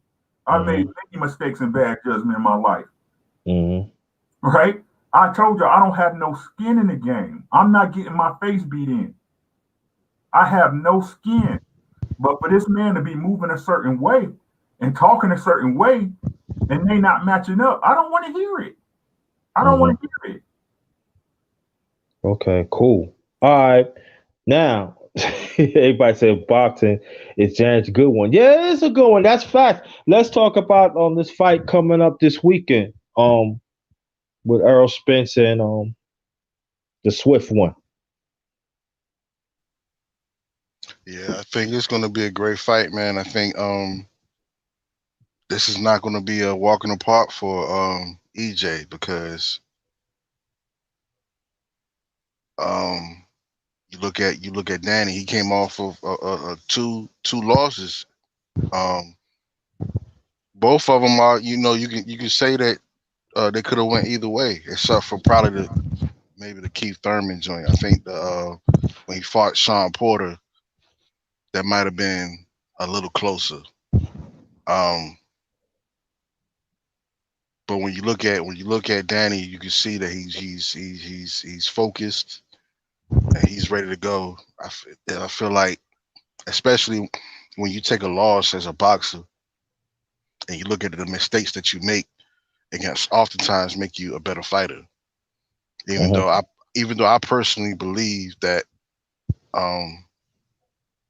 Danny need to bring somebody else in as to help with his father, to work on some of the things that Danny's not good at. He, in my opinion, I feel like when it comes to a slick boxer, a boxer who's moves on their feet, he has problems with. I feel like any boxer that wants to go in there and just simply box Danny's gonna have problems with him, and Danny will basically count on his no look hook to catch you, like he did Amir Khan. Yeah. One thing I will say that Bud did that no one else in boxing has done is outbox Amir Khan. Nobody else is outboxing Amir Khan. Amir Khan, he'll get catch with a punch that he couldn't see. Yeah, and he got a weak chin too. Super weak chin, like Glass Joe chin. I think safe to say the weakest chin I ever seen. Okay. Hey man, it's part of the game. You know what I'm saying? Like, I take everything into account for a fighter, man. Everything is part of the game. Like I said, anybody can lose. That's right. You have a bad night. So just beat me fair. Right. Beat me fair. That's it. Danny is a tough out for anybody. I don't see why people name anybody on Danny's resume that was a cherry pick. No, I don't see it. I don't know where they get that from. Danny then fought every damn body. He like Sean Porter. He fought every damn body. Right. He fought everybody. Yeah. It's the difference between him and the fighter that remained nameless with Errol. Right. Yeah. I want all the smoke. Right. All the smoke. And he's showing improving. He's showing improving. But like I said, the thing I see with this one though is that Errol, let me tell you something about life, man. Like I said, people don't understand. Right? If you it's to me it's two type of people in the world. It's watchers and it's doers, right? It's watchers and doers. Right? Now, if you're a watcher, you know what I'm saying? You're a person that kind of that don't want to take too many risks. You know what I'm saying? You're okay with seeing what's popping, seeing people make moves. You're gonna hate it or like it. That's just the nature of the business, right? But doers, they don't care what the outcome is, right? You're gonna win some, you're gonna lose some, right? I consider myself a doer. I don't care about the outcome, right? I don't care. I'm gonna try to get to where I gotta get. And even if I lose, I learned something. You see what I'm saying? Even if I lose, I learned something. But to me, doers, right? If they're focused on a task, they can't be stopped. It's almost like an obsession. You know what I'm saying? It's like you're almost obsessed with getting to the end goal. And then when you add on something like a life-changing event, either your baby's being born or a brush with death or something like that, it doesn't deter you. It actually makes you appreciate life more, right? It makes you appreciate that, hey, I got shit to do, right? I ain't done yet. That's Errol right now. I think that's Errol right now, right? Like I said, people don't understand when you have a brush with death, man. It either breaks you or it makes you. Yep. It either breaks you or makes you. And if, like me, I'm just a regular guy. I work a 9 to 5. I take care of my house. I take care of my wife. I got grandkids. But I ain't afraid of no man. I seen death already. right? So when Yeah. it's time to go, it's go time. It doesn't matter what the consequences is. If I see them lights go out, guess what? I ain't gonna be able to come back to complain about it to you anyway, right? Right. Right? That's where Arrow at right now. That's where Arrow's at right now. He looks good. He cut up like a bag of dope. Just had a son. Arrow is focused, man. Arrow is focused, man. And Now, let's talk about Danny. Danny got everything to gain and nothing to lose right now. Danny's got everything to gain, or not even say that. He's got some things to lose, because if Danny loses to Arrow and he loses badly, he goes to the bottom of the pile, right? But yeah, he goes to the bottom of the pile. He's got at that point he's got to get in there with you guys and then start building his profile back up, right? So he's got something to lose, right? But it's nothing compared to what Arrow's fighting for right now. It's not compared to what Arrow's fighting for right now. And like I said, I don't care what nobody said about it. The only thing Arrow lacked was focus and discipline. That's the only thing Arrow lacked. You cannot deny, it doesn't matter who he was in there with. And this is why I like to compare him to the Bud at welterweight. This is especially it. If we go to his no-name fights, right? Them no-name fighters he was beating. He was destroying them dudes. Right? No different than Bud. No different than Bud. But we all know what happens when you get up and you start getting them checks. It's hard to get up when you laying down in silk sheets. Right? So where is this fight gonna go in my eyes? Danny is stationary. No matter how he tries to switch his game, he's gonna try to plant and go. Contrary to popular belief, Arrow has some of the best inside defense I've ever seen in a fighter. He catches a lot of punches with his elbows, his gloves, his shoulders, right? Danny can't beat Arrow if he boxes. He can't. He has no chance. He can't beat Arrow. He can't beat Arrow in the center of the ring. So where you got to go? You got to come in. You got to come inside. For him to have a chance, he has to come inside.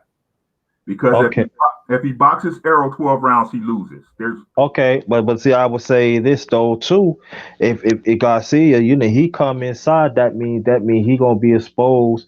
It's like you picking blood now. Now Spence going to the body.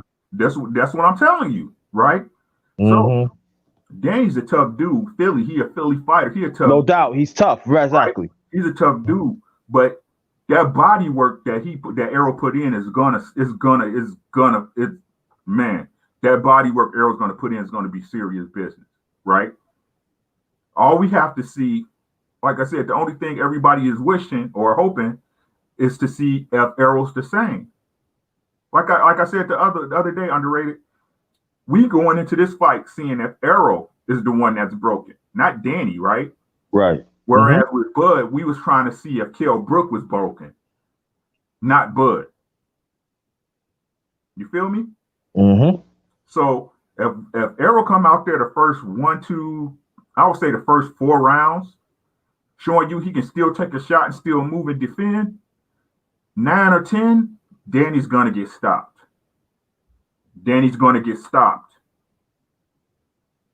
Maybe by the ref. Maybe because his dad is in his corner. His dad loves him. His dad's not going to sit up there and watch him get beat up. He's not going to do it. So if I had to call this fight right now, I would say Arrow by stoppage. Either his dad don't let Danny get up from the corner at around 9 or 10, or he stops him in 9 or 10 on the inside. That's how I see this fight going. Because Danny has to catch him with a left hook, which is his power punch. But as I was watching Arrow train the other day, he was specifically working on keeping that hand up and holding the phone. He was specifically, I peeped it. That's the first thing I was peeping. So as long as, like I said, I don't know. Like I said, I don't know if Arrow's hurt, if he had, brain damage or skull damage. We don't know. That's the only thing we don't know. That's why it's so intriguing. Otherwise, we'd be saying all that Danny's going to lose. It's just, when is he going to lose? That's what I got on this one. Okay, Sonny boxing talk. Uh, I would say that, in my opinion, I think that Earl needs to work on the outside and slowly break him down. I don't think starting out in the inside would be a smart thing to do because uh, Danny is a good fighter. Danny does have good timing, and that would be his strong point. So from me watching Earl Spence, he tries to go against the grain. When you look at um, the fight that he had with Sean Porter, the fight that he had with Garcia, the other good Mikey. Um, of course, Errol was the bigger guy when he fought Mikey Garcia, but he wanted to show everybody that he can outbox Mikey Garcia, and that's exactly what he did. He outboxed him. Um, he wasn't in when he fought Sean Porter. He wasn't in there trying to outbox Sean Porter. He was trying to beat Sean Porter at his game. I think that hopefully in this fight, Earl will do a similar job to what he did with Kell Brook. Slowly break him down and go ahead and take him out. But that's going to be hard because Danny Garcia has a good chin. You know what I'm saying? His skull is super. His head is super big. You know what I mean? So Danny can take a punch. And don't forget Danny. If you remember at the beginning of the fight when he fought Keith Thurman, Danny was in trouble the first few rounds. Like he dodged he weathered the storm and made the fight a close fight to where it, you could really say either way. But really in this fight, I don't think you can look at the Sean Porter fight or the Keith Thurman fight and decide what this fight is going to be, because you're dealing with somebody who know he got 2 L's, feel like he's learned from him, and he got something to prove. This fight is going to be probably Earl Spence's toughest fight, but I think the chip that Earl has on his shoulder right now is going to get him through. You know, he just had a brush with his faith, the Lord, and everything. You know what I'm saying? So it revigorated him. Like when I watch him hitting the pads and things of that nature, I see a spark that I ain't seen in a while. And what that did was, by him coming into camp already in shape, that allowed him to work on more boxing technique and work on some of the things that he need work on versus trying to lose all the weight and, you know what I'm saying, in training camp. Okay, got you. Ricky, you might have to, I can't get you on. You might have to go back out and come back in because every time I'm trying to hit it says device is not connect. So you might have to go back out and come back in. And I got you because I can't. I don't know, man. Sometimes, yeah. I would say this though. Um, yeah, you have to come back and come back. What I would say this that it's best stick to the plan, be smart, like Ricky's saying that make sure he protect the left hand that Garcia going to throw it, and just like I said, you pick it. I said Spencer, he just pick pick his spots, start going to the body, and wear him down and make him and make Garcia fight one weight, back him up and everything. But Garcia got to fight back. You know what I mean? He cannot just rely on the left. He got to mix it up a little bit. He got to mix up his punches, especially like against Spence. You know, because Spence coming. And if he don't hurt Spence and he continually go to the body, it's not gonna be a good look for Garcia, especially in the later rounds. It's not. Cause that's when Spence started to turn it up in the later rounds. And that's Yeah. the thing is Spence gonna go against the grain because there is a blueprint to beat Danny. You look at what Keith Thurman did, and Mm-hmm. it came to the point towards the end of the rounds where Keith Thurman was able to kind of dance around, and Danny was actually pretty much chasing Keith Thurman, trying to get the smoke because he knew he was losing. He had to do something. So, um, is Earl Spence gonna go against the grain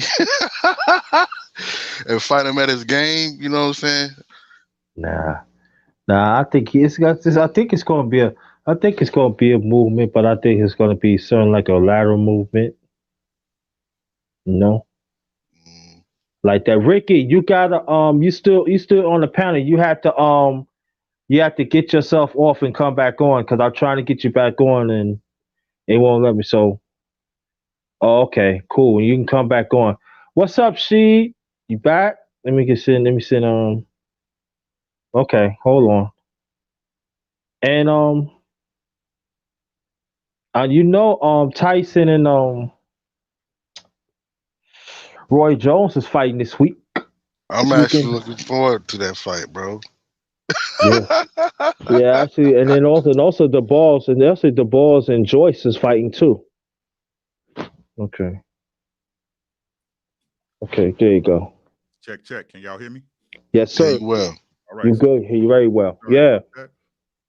Okay. Now, I'm glad you came in. Yes, Rashid, the thing right there. Let me get this announcement the way we won't keep this going. Welcome to my channel, the underrated dollars are underrated darkness, the underrated one, the number one grinder. Welcome to the sports and politics on the darkest round table. This is part 11. Welcome. We got brother Ricky Williams, brother Sonny Boxing Talk, myself, and then Rashid should be joining. Anybody else that wants to join the panel, including women, you're welcome. You're welcome to join. Okay, I do have a Cash App. It's Cash App um $ capital JT 53000. Also PayPal account all in caps JT Black 53. Um, please share this out. Hit the like button and share this out. Greatly appreciated. Now we're gonna talk about now I'll leave the balls and Joyce next. So I'm gonna talk about Tyson and Roy Jones. Mm-mm. What's your opinion on that? I You got cook for. Mike. I got Mike. That's it. Yeah, Mike. Okay, Yeah. that's it. That's All all I right. got. I got Mike. All That's all you right. got. You got. That's it. That's I'm all I a got. Mike. Yeah. I'm hmm gonna go against the grain type guy sometimes, man. I look at how the chips is all stacked against Roy, man. I'm going with Roy, yo. I'm going with Roy, yo. And I feel like Roy, there is a blueprint to beat Mike. There is a blueprint to beat Mike. And I think Roy has all the tools to do that to do that blueprint. But it all depends on um in my opinion, how is he doing on in training? You know, is he doing everything that he needs to be doing? I don't want to see come fight night, come to weigh in. If I see a whole bunch of flab, I might have to change my pick because right now Mike is looking like a super monster. And He look, he looks very quick, man. yeah, but so does Roy. Roy looks quick too. And And I, and when you look at Roy when he if you look at when he's hitting the pads, he's throwing 5 to 6 to 7 to 8 combinations, mhm. and he's not looking to stay on the ropes. So when you look at Mike Tyson and some of the clips of him training, he's trying to put a lot of pressure. He's trying to get him on the ropes. Mike is concentrating on speed and strength. I don't know how much he's concentrating on stamina. Roy Jones needs to stay off the ropes. He needs to box. stay away from Mike is what he needs to do. Stay away from Mike as long as he can. And he needs not to be afraid of Mike, because the fighters who are afraid of Mike, those are the ones who lose. Yeah, and also Roy Jones got to have a strong jab too. If he just throw it out there, Mike is going through that. I said Mike. That's all I'm going to know. I'm going to say just Mike. Everybody saying Mike, yo. Mike. Yeah, what I'm saying. I'm saying, because if you look at, you should see what he was training. If you look at his footwork is wow, like that. He looked fast. It looked fast, but it's no faster than, you know what I'm saying, his last fight when he lost. No faster than that. But yeah, man, Roy Jones is a faster fighter.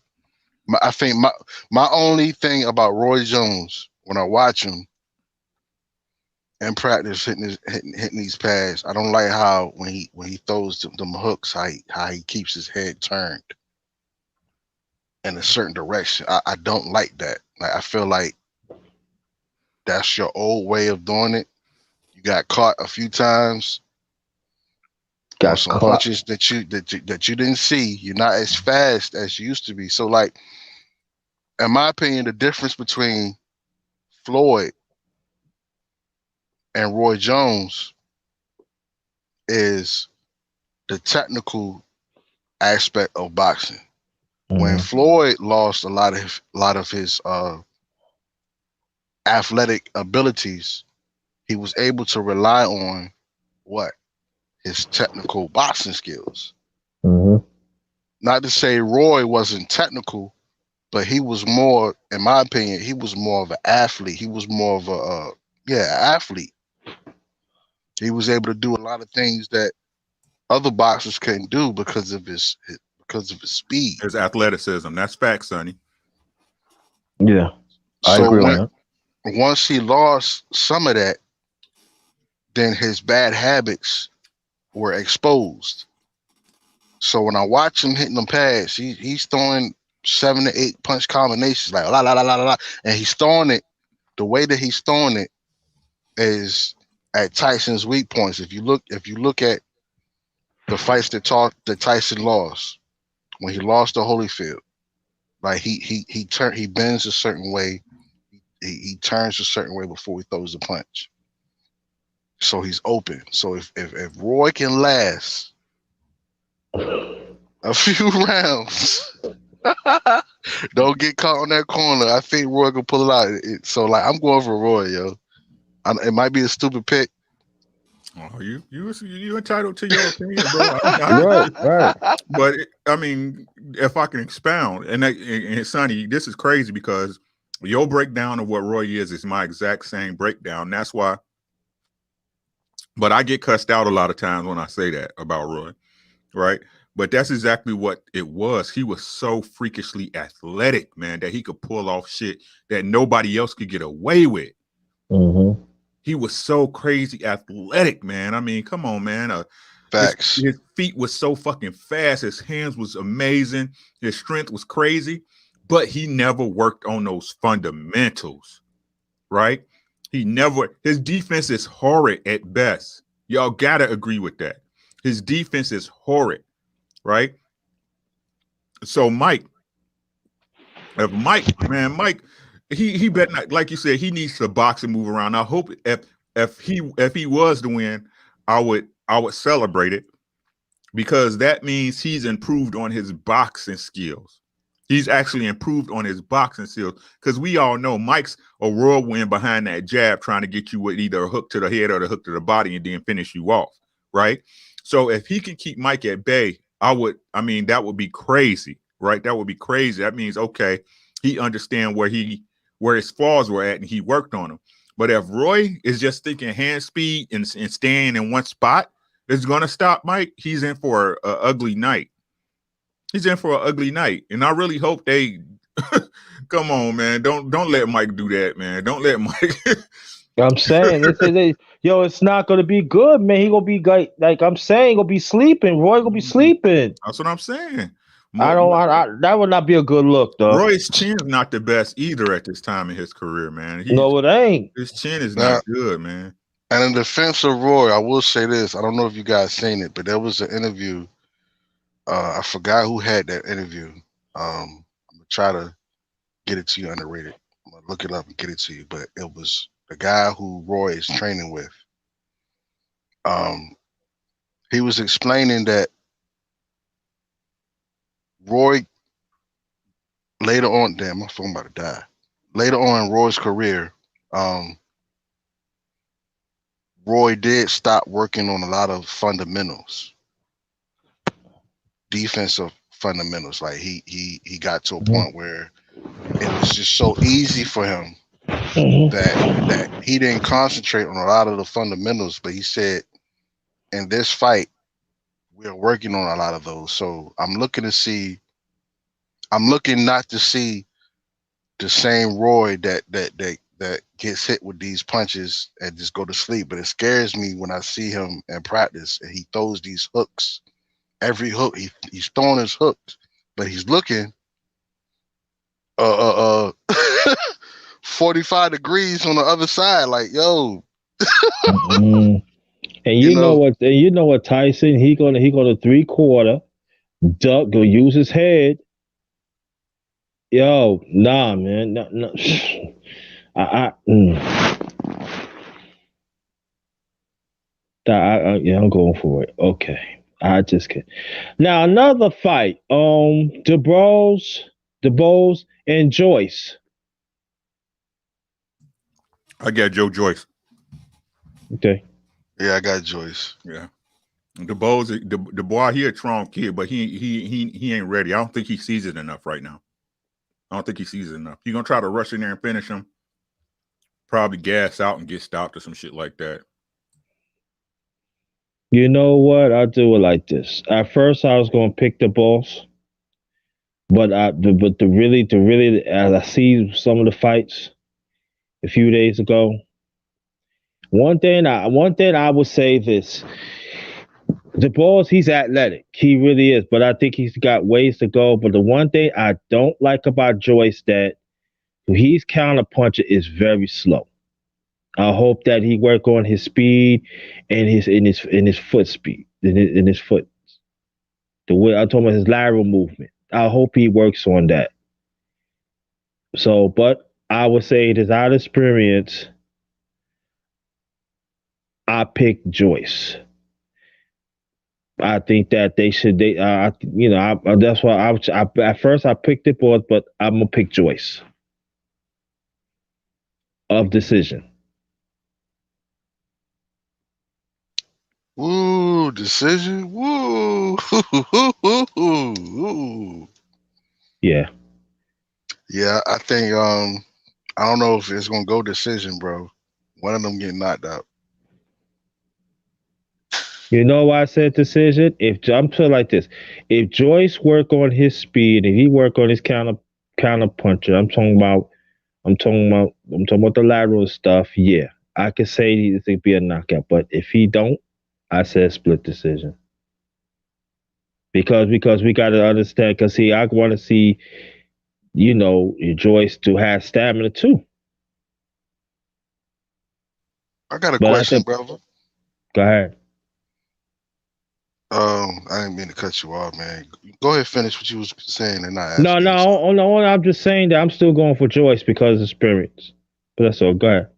All right. So my question is this: because since my brother has not been fighting, like, to me, boxing and on a heavyweight level has been pretty much garbage to me. I think a lot of these heavyweight boxers need to stop boxing one time a year. Go ahead and show us something. But if Deontay Wilder cannot get Bitch Fury to fight, who would you like to see him fight? Dillian White. You mean Dirty Dillian White? Yep. I agree. Yeah, I agree. But it's got to be some incentive, so too. It cannot be just like he just fight him and he don't get nothing out of it. Yeah, man. I want to see Wilder catch a body so bad, man. I want to see Wilder catch a body. But let me tell y'all this too. I was in somebody's channel this morning. Oh, I was too. I already know what you're talking about. Go ahead, okay. bro. Go ahead. There's a lot. They say a lot of greasy things about Wilder. A lot of greasy things, man. And they you know they talk about Fury like he's a god or something, and they acting like Fury. Oh, we don't need. I said so. I to say when I was there, I said no.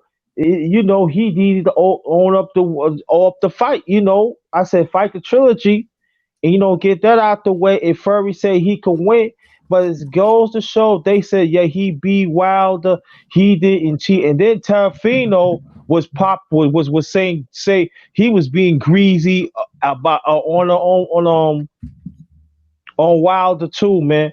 It just for me is this that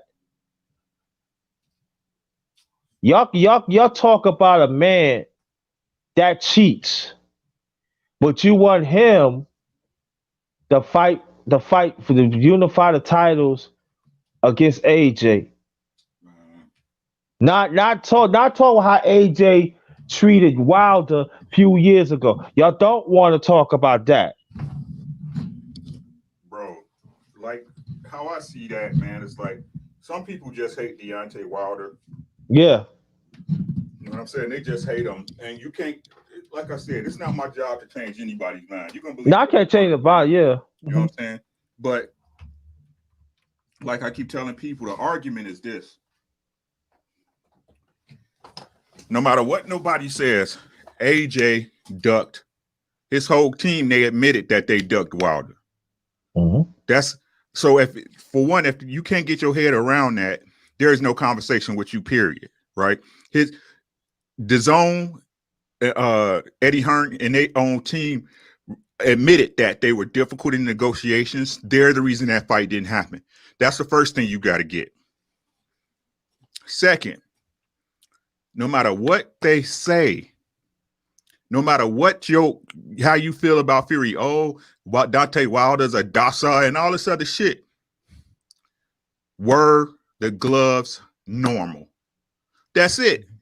Mm-hmm. That's it. It doesn't matter how you think he got away with it or the commission was there or such and such watching wrap his hands. Wrapping hands ain't the gloves. Right. You see what I'm saying? Look at it's simple. This is a simple argument I give these people, bros. Go look at the Otto Wallin fight. Go look at the Tom Schwartz fight. Look at the gloves. Look at both Wilder fights and look at the gloves. No matter what y'all say, no matter how y'all say it's a trick to do, in the rule book, it says the gloves are not to be manipulated. That's it. If you manipulated the gloves, you cheated. Okay, now hold that thought, Ricky, and let the people know. Tell me if I'm right or wrong. You was a boxer, am I correct? That is correct. Thank you.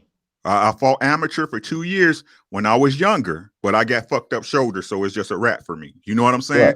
Right. But no matter what they say, the gloves cannot be manipulated. That means punching them against the floor, punching them against the wall, skimming them, skinning. It doesn't matter. The gloves cannot be manipulated.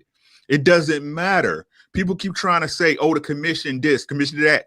The commission just the other night, it was a kid. There was about a let it kid fight on NBC Sports that last night, and the gloves were skimmed. How many people on your job know what the fuck they doing? How many people at your job you got to go behind them and redo their work? So don't be like it can't happen or mistakes don't happen in boxing. It does. Mm-hmm. But it's simple. Look at the gloves in the Otto Violin and the Tom Schwartz fight, because they're recent, and look at the gloves in the Wilder fight and tell me, do those gloves look the same? It's just that simple. But you And cannot you can I ain't even cut you. You cannot tell those people because they hate Wilder. Oh, he complain too much. Why he just go in for? And I'm like, but all due respect, I gotta say, Warstar was saying this that. So let Fury fight Wilder and see who the best they is. And then people keep on saying, forget about Wilder. Wilder should take in some money to shut his mouth up. So AJ and Fury and fight. And then I find out something too. I already found out, but I know that the guy, it was like one of the sparring partners that would fight against or did that sparring partner against Fury. He was Nicholas Ashbury. right, exactly. He said he let AJ know. So he said AJ should know when he fight Fury. But they were saying that AJ wanted to fight Fury quick, so he don't have to worry about going through that and everything. But you come on, if he cheat with Wilder, what you think he gonna do with AJ? But here you go again. Here these people. It's simple, bros. People get mad when I bring up honor, right? Right. No matter what y'all say, that man got to honor that paperwork. Mm-hmm. If he didn't have to honor the paperwork, why was it he was about to fight December the 5th? And then once Wilder came out saying, you can't fight the 5th, now he's not fighting. Right. No matter what, you don't know what Wilder knows. No one knows what Wilder knows. Right. And the Right. add-on to y'all points. I don't know if y'all saw it, but Blue Blood Sports TV, shout out to that brother. Shout out to Blue Blood Sports TV. He came out with a video that I saw, I think it was yesterday.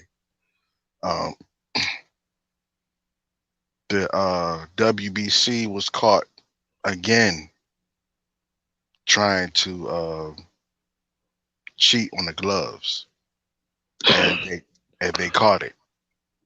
They caught it, and the WBC actually signed off on some shady gloves. So when you look at I'm gonna be honest with you. I remember I was on the road. I was in Ohio in my truck. I ordered the fight on my phone, on my cell phone. And I watched the fight. Yeah, I watched the fight on my phone, but I also recorded it. Mm-hmm. Because I was expecting I like to watch fights over again, but I had no desire after Deontay Wilder lost, because from my eye, from just looking at the fight, it just looked like he lost. But it did seem funny, like something don't seem right, like Wilder's not himself. But then when it came out with Glovegate, what I did was watch the fight over again, but I watched it in slow motion. And that's when you can see the bending of the glove at 90 degrees and things of that nature. So a lot of times when I try to explain those things to different people, just in the neighborhood, you know, we because I talk about boxing a lot, you know what I'm saying? Mm-hmm. And I bring out the Glovegate situation. And it pisses me off so bad. People be like, well, how you know that the video wasn't doctored? I was like, yo, I recorded the joint live. Like, it's not doctored. All you got to do is look up the fight on YouTube, and all you got to do is slow it down, and you'll see the glove bending at a 90-degree angle, and he's punching with his wrist. Like, that's not possible. You're going to break your wrist, and the wrist doesn't even bend at a 90-degree angle. Mm-hmm. Anyway, if you did do that, you will break your wrist. Period. So once I looked at that, I was convinced. Because at first, like, I was thinking, like, they making excuses because I fell into the false reports of Deontay Wilder saying that the what he was wearing was too heavy. Of course, that Deontay Wilder never really said that. It was somebody else who said that. But I fell into all that. So I was kind of like myself in disbelief because I watched the fight. I was like, dang, what's going on? Like, my man's getting, like, he getting beat on. But once I watched it in slow motion, I was able to you got to use your common sense. And not only that, look at the history, like the brother was saying earlier. Look at the history of Tyson Fury. Tyson Fury was actually caught in the fight with his gloves not right, where they made him change the gloves during the fight. During the fight, right. Look at the gloves, man. I don't care if you worked out, if you was a female that worked out at a 9-round gym, or you know what I'm saying, where they do calisthenics and hitting the bag, whatever. You can tell them gloves ain't right. I mean, don't be stupid. Like, you either want your guy to win so bad or Deontay to lose so bad, right? Go. To not, at a minimum, admit that the gloves wasn't funny. If you admit the gloves are funny, the rest of the argument is moot. Right? It doesn't matter that, oh, he fired Mark Breland. So what? That's his employee. He can fire him whenever he wants. That has nothing to do with it. Everything that happened, whether you want to say it's the excuses, whether you want to say that he blamed the referee, that he blamed Mark Breland, that it was next to the count, all of this came from them gloves not being right. Right? That's what's wrong with the world today. A lot of people, they see the problems afterwards, but don't want to go back to where the problem first started and originated. Right? It's like your girl don't want to give you none, but then when you go out and get some trim, she looking at you like you crazy, but you come back like, we talked about this. You're not giving me love, and what's up? Right? Where did the problem really start? This is just a symptom in the aftermath of the issue that you didn't want to fix. Right? Oh, I'm broke, I ain't got no money, but you don't want to go back to when you went to the club last Friday and tricked off. You see what I'm saying? Right, exactly. And saying, and that's the thing. Oh yeah, what's up, Basement Boxing? Basement Boxing in the building. In the building, yeah. Come and get on, Basement Boxing. The link is in the chat. You can come and get on. Yeah. And then this is the thing that you know what I'm talking, Ricky Williams, the channel this morning. I mean, it goes to show, do you hear yourselves?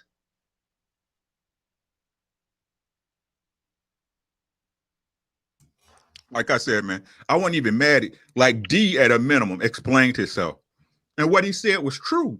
Like I said, like I told you, boy, I want honesty uncut.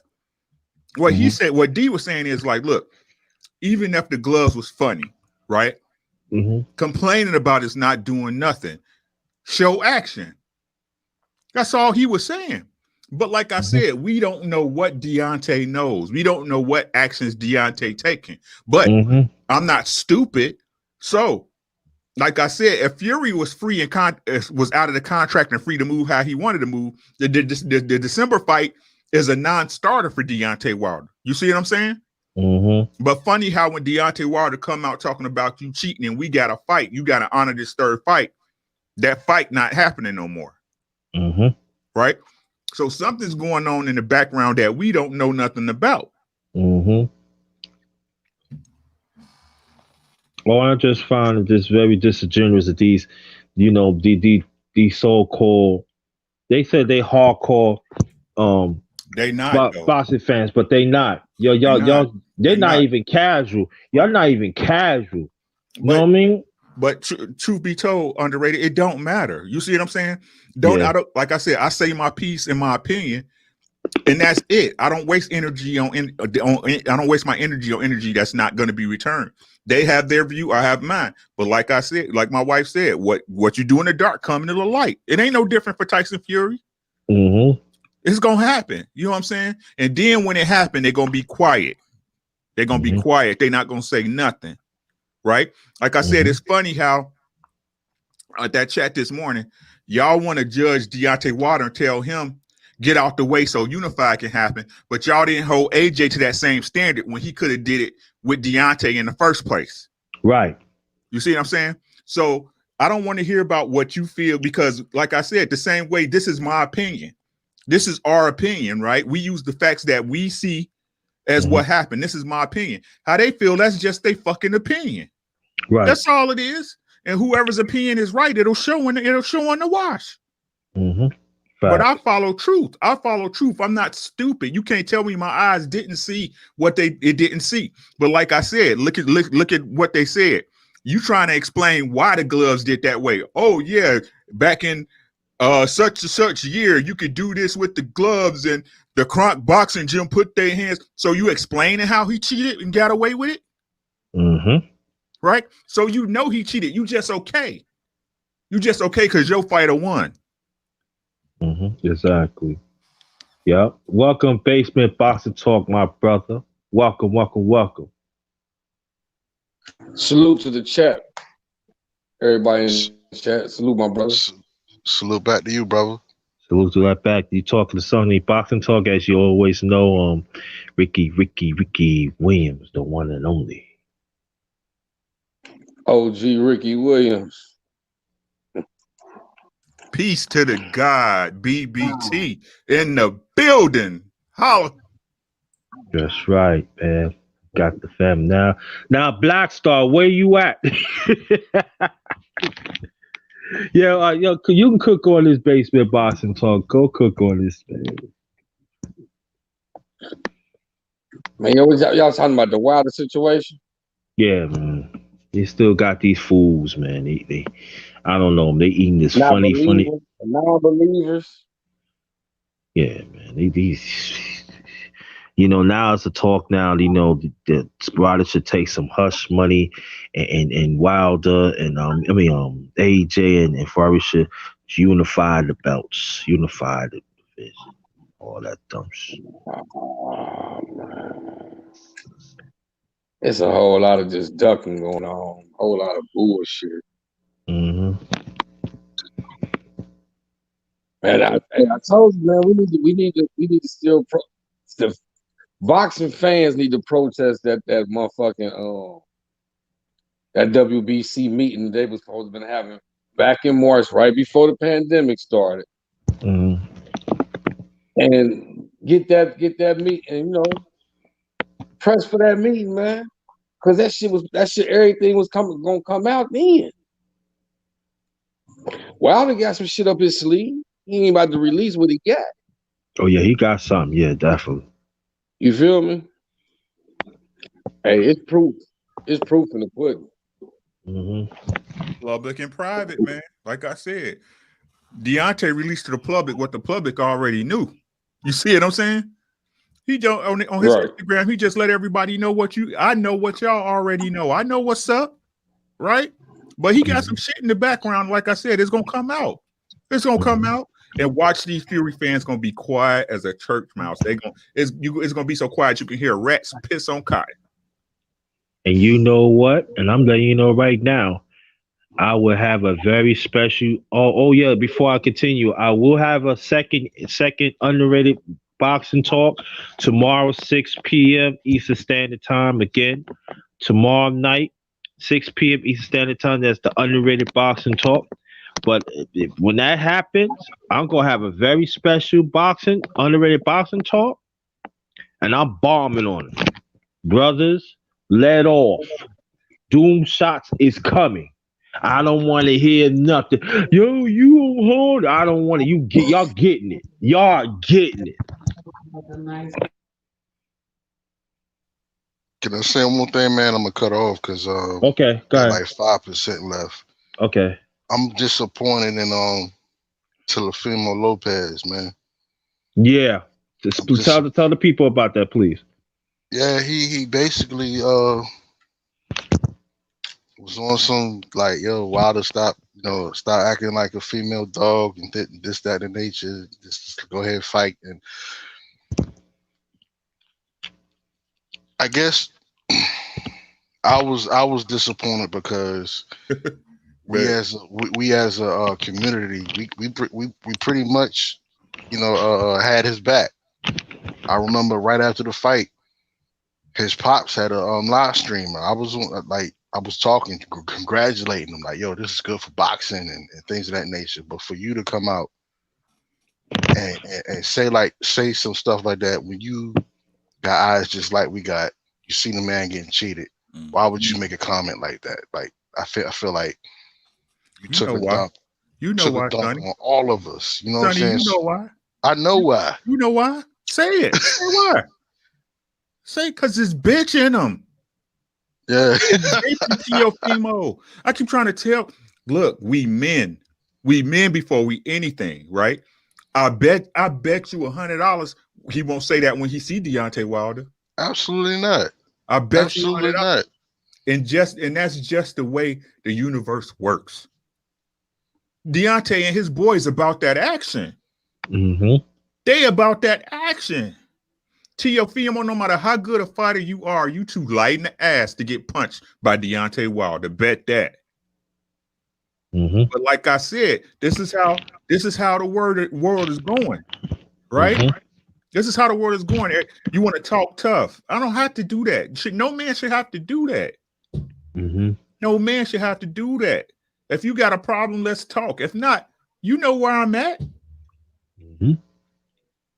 You know where I'm at, right? But you can tell he got bitch in him because he talking reckless like a bitch. Mm-hmm.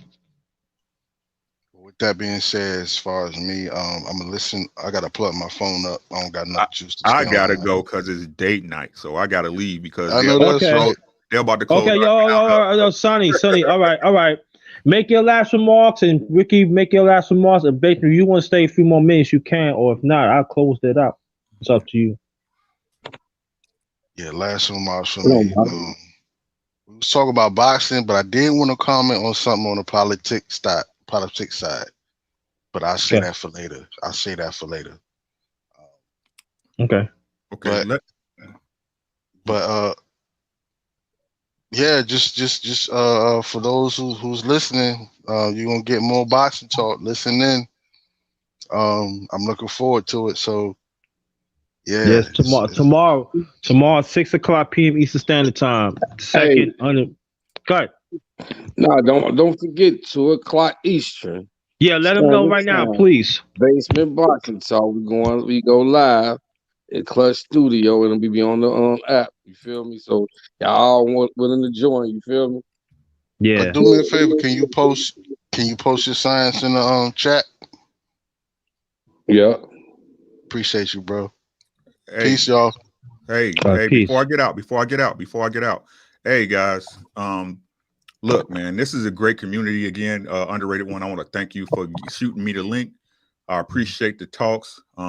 Please follow me on YouTube. I need some more followers. I ain't gonna even lie to y'all. Yeah, Ricky, before you Ricky, check this out. I was trying to pull you up, but they keep on taking that running back, Ricky Williams. What you need to do? Could you put a comment on one of my lives or video? I got you. Yeah, I got you. I also put the link in your chat right there too, bro.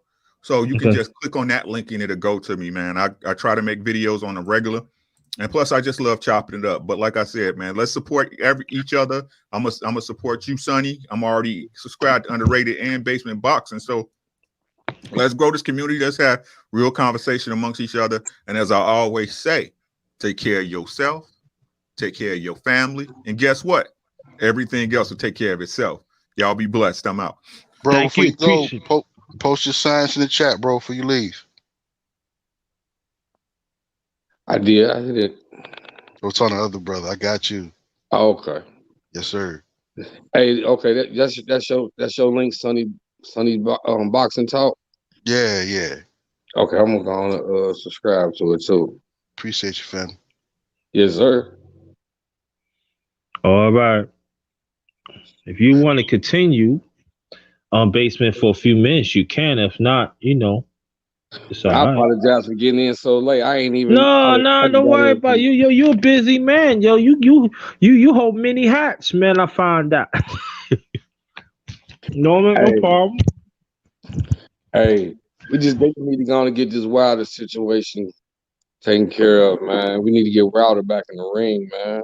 Yeah, exactly. Yeah, You yeah, feel me? but yeah, because I was in his brother chat. I was brother channel off and on this morning. They really talking greasy and Wilder like y'all hate this. Oh, he need like the way his turn and all like. Yeah, what you talking about? You know, AJ, like, I say, yo, he said, you a sport.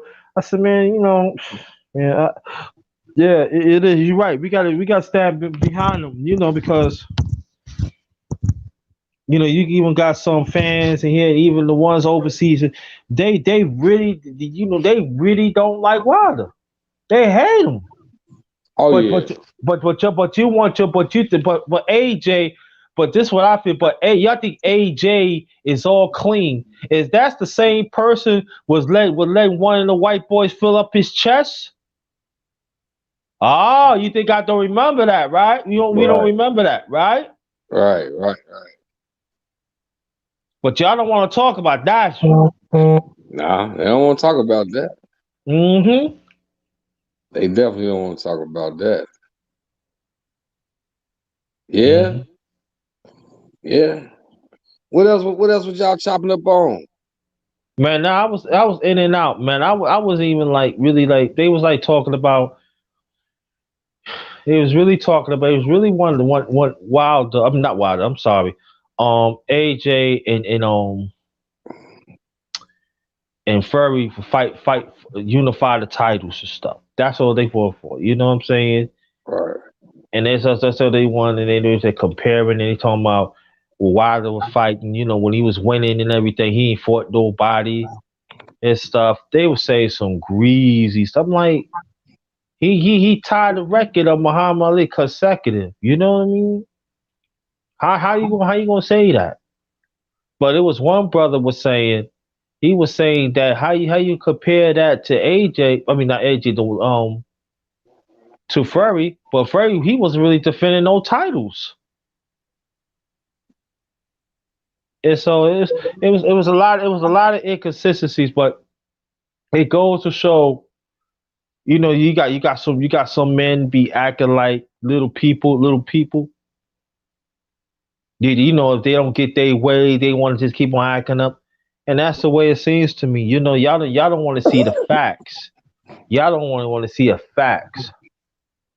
It was like I said, yo, Man. Yes, sir. if you would have been there, you would have you would have flipped. Right. You would have.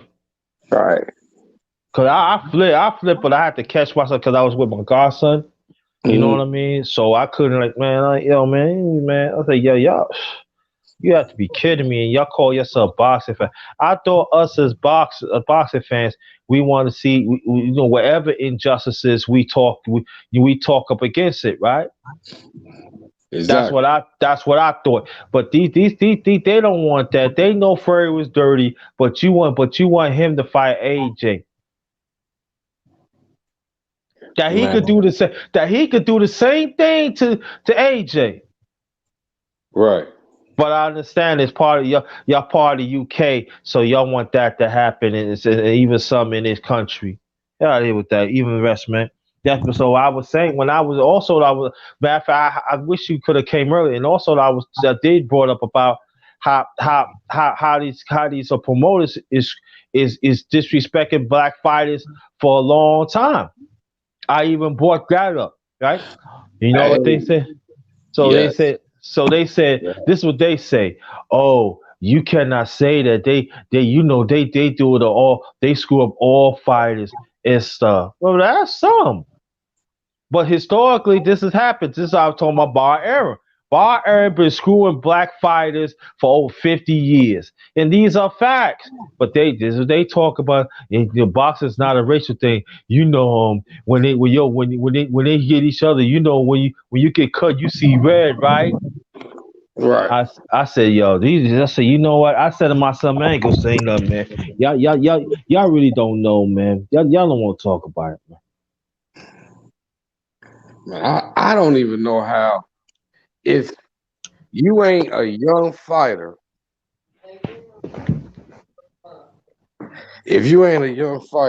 I don't understand how you can even sign with Bob.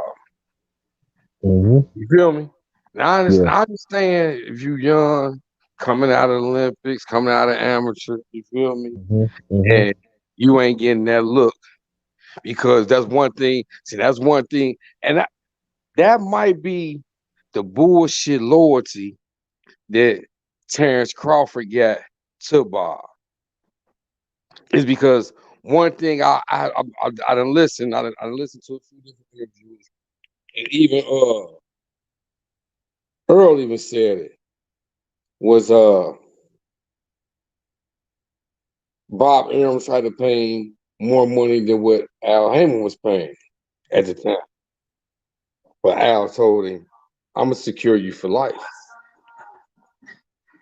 You know? So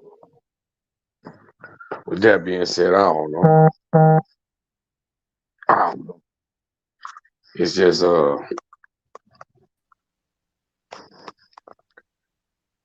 I'm back. I'm sorry.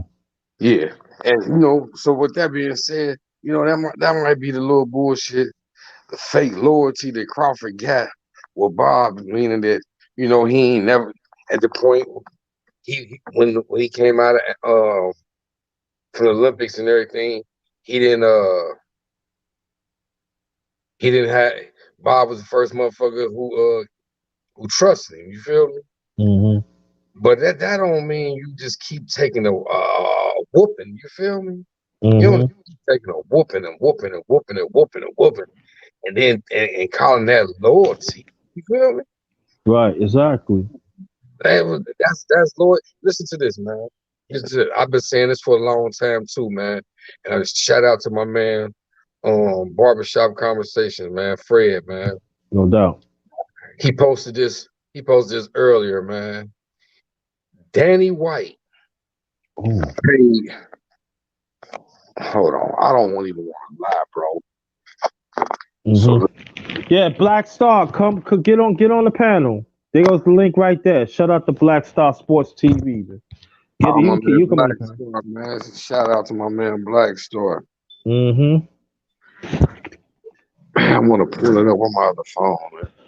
Shit out of here, man. I'm tired of these clowns, man. They said, they breezy and they need to get called out too. Yeah, let me pull grab my other phone. I'm gonna pull it up because I don't want to misquote this. Mm-hmm. But it's like, damn, these motherfuckers keep going for this motherfucking banana up the pipe with banana up the tailpipe fairy dreams. The fuck? Hold on, I'm about to pull it up. I see that shit. Damn, man. I could not believe this shit. Mm-hmm. Yeah, y'all. Yo, support my channel, The Underrated Doc. It's yours truly. The underrated one, the number one grinder. We got my brother Basement Boxer TV up in the piece and everything. I do got a Cash App. It's Cash App, $ capital JT 53000. Also, I have a PayPal account, all in caps JT Black 53. And this is Sports and Politics on the Darkest Roundtable, Part 11. Welcome. Okay. Go ahead. Yes, sir. Now here we go, right here. He posted it just earlier, and I've been saying this, saying it. And not to get off the topic, but it's just showing you how some of these promoters are getting paid and they ain't paying nobody. Now here's Dana White. He paid Holly Holm $330,000 when she fought Ronda Rousey, right? Right. Now, it was 56,214 people in attendance in that fight. The fight made from the gate 6.8 million, right? Now, the fight was on pay-per-view. It sold 1.1 million pay-per-view fights at $49.99 a fight, right? Right. Now, when you do the math on that, you come up with 55 million, right? So he got 55 million pay-per-view, 6.8 million off the gate. So you sitting around 61, 62 million, right? He only paid Holly Holm 330,000.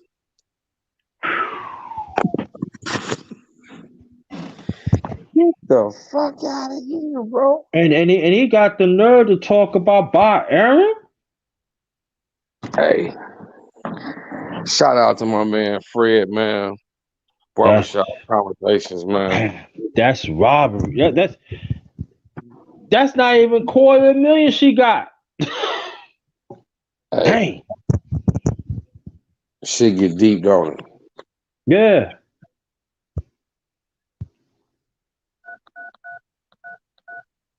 I probably need to talk about that shit tomorrow, man. That don't make no sense. That don't make no sense. See, and that's not even $250,000 she got. So that means she ain't got none. She just got a flat price to, Man. Dana, you shouldn't say nothing. Nothing.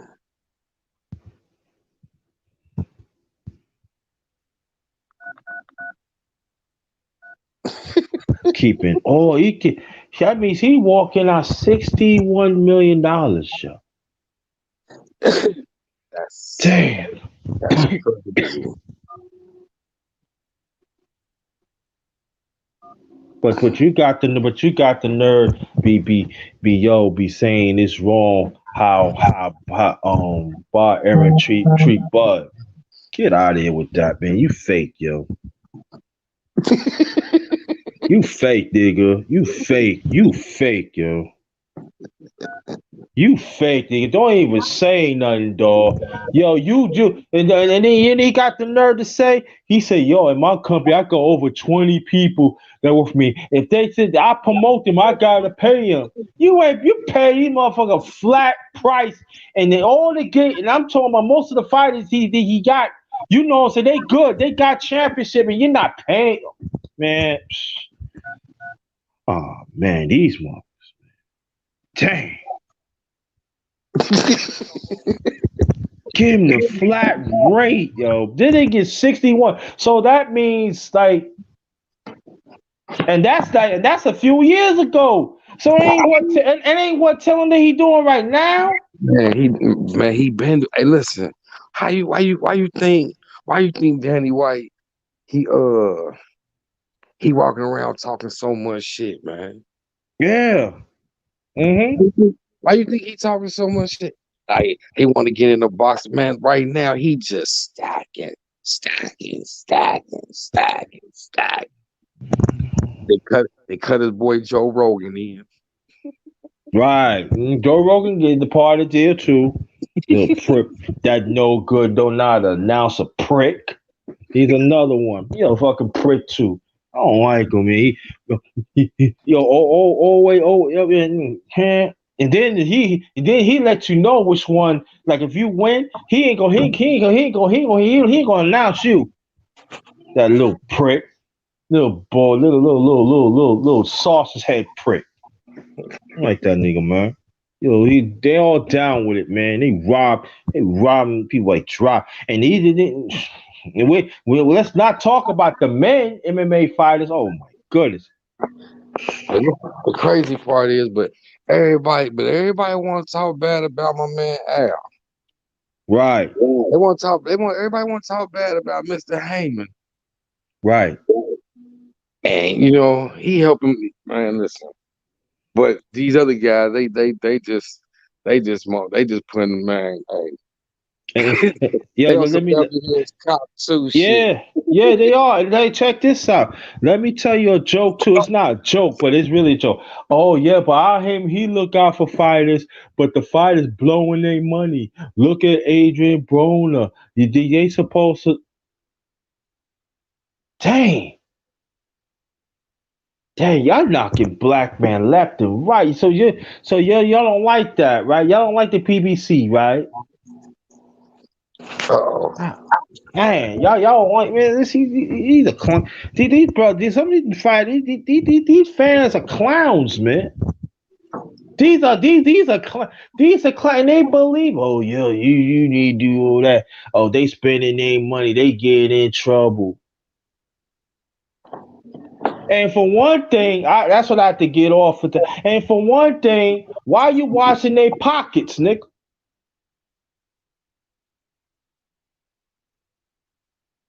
Why you watching? Why you watching their pockets? Why you watching the moves what they do?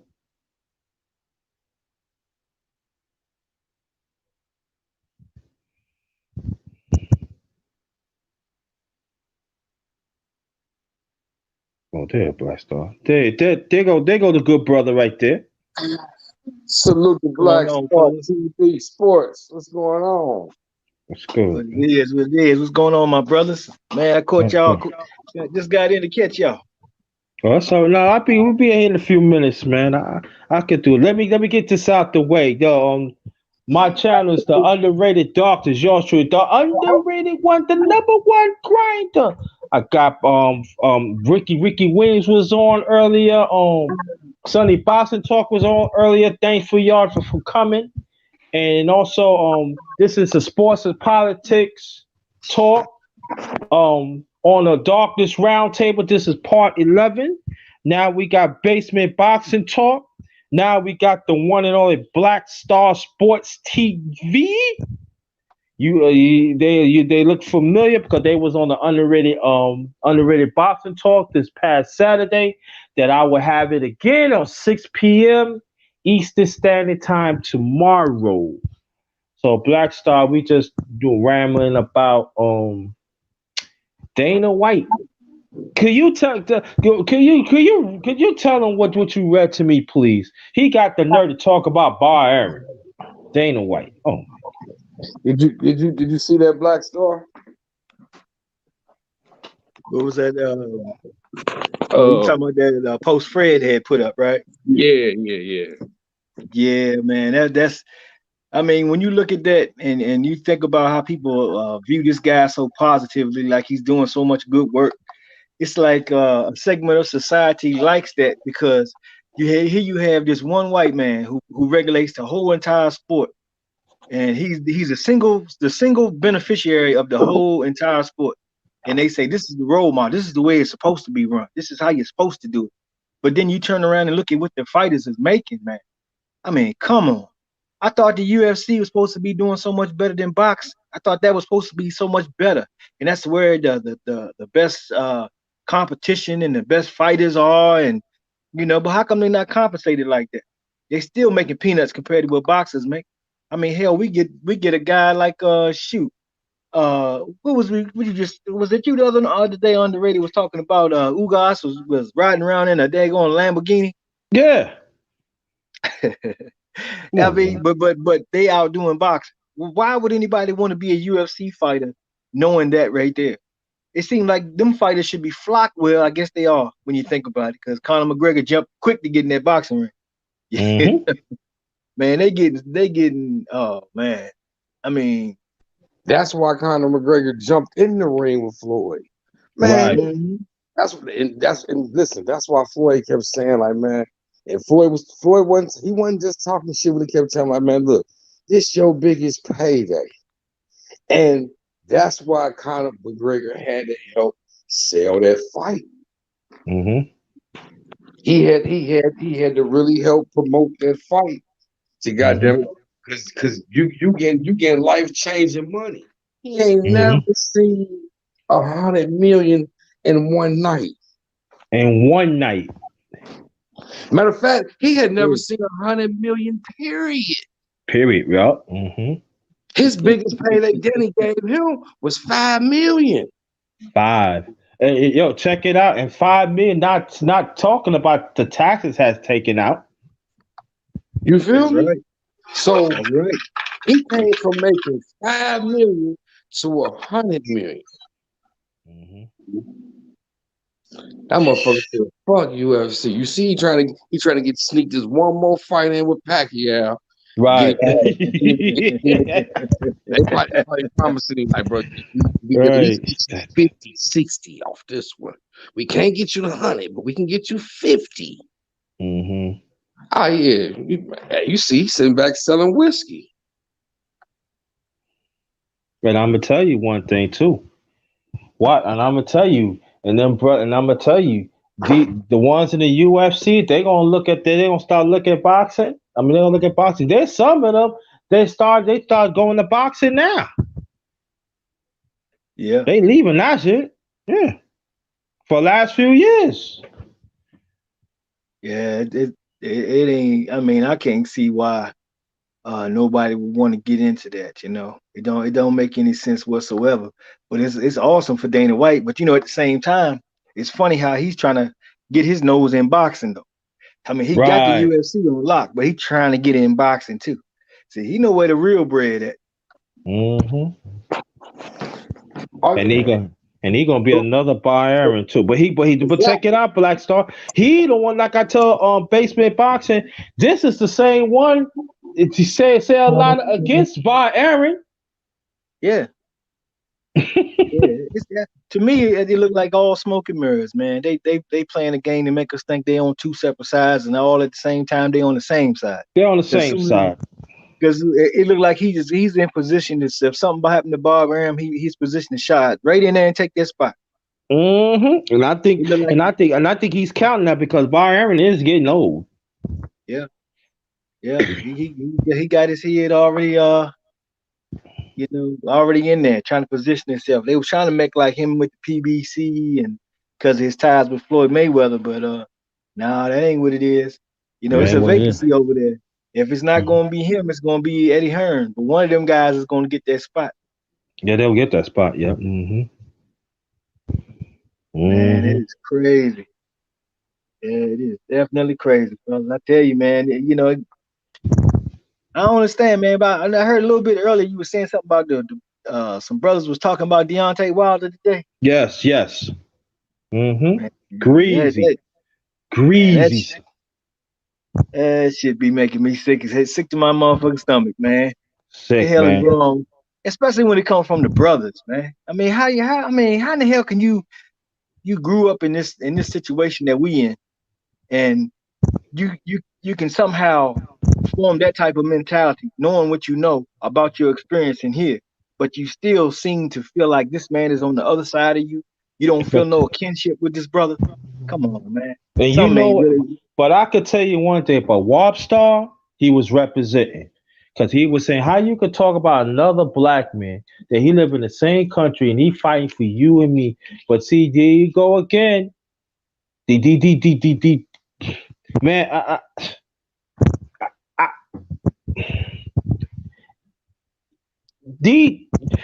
we gotta stop saying these they are delusional. They're not delusional. They know exactly what they say. And they are putting Fury on this pedestal.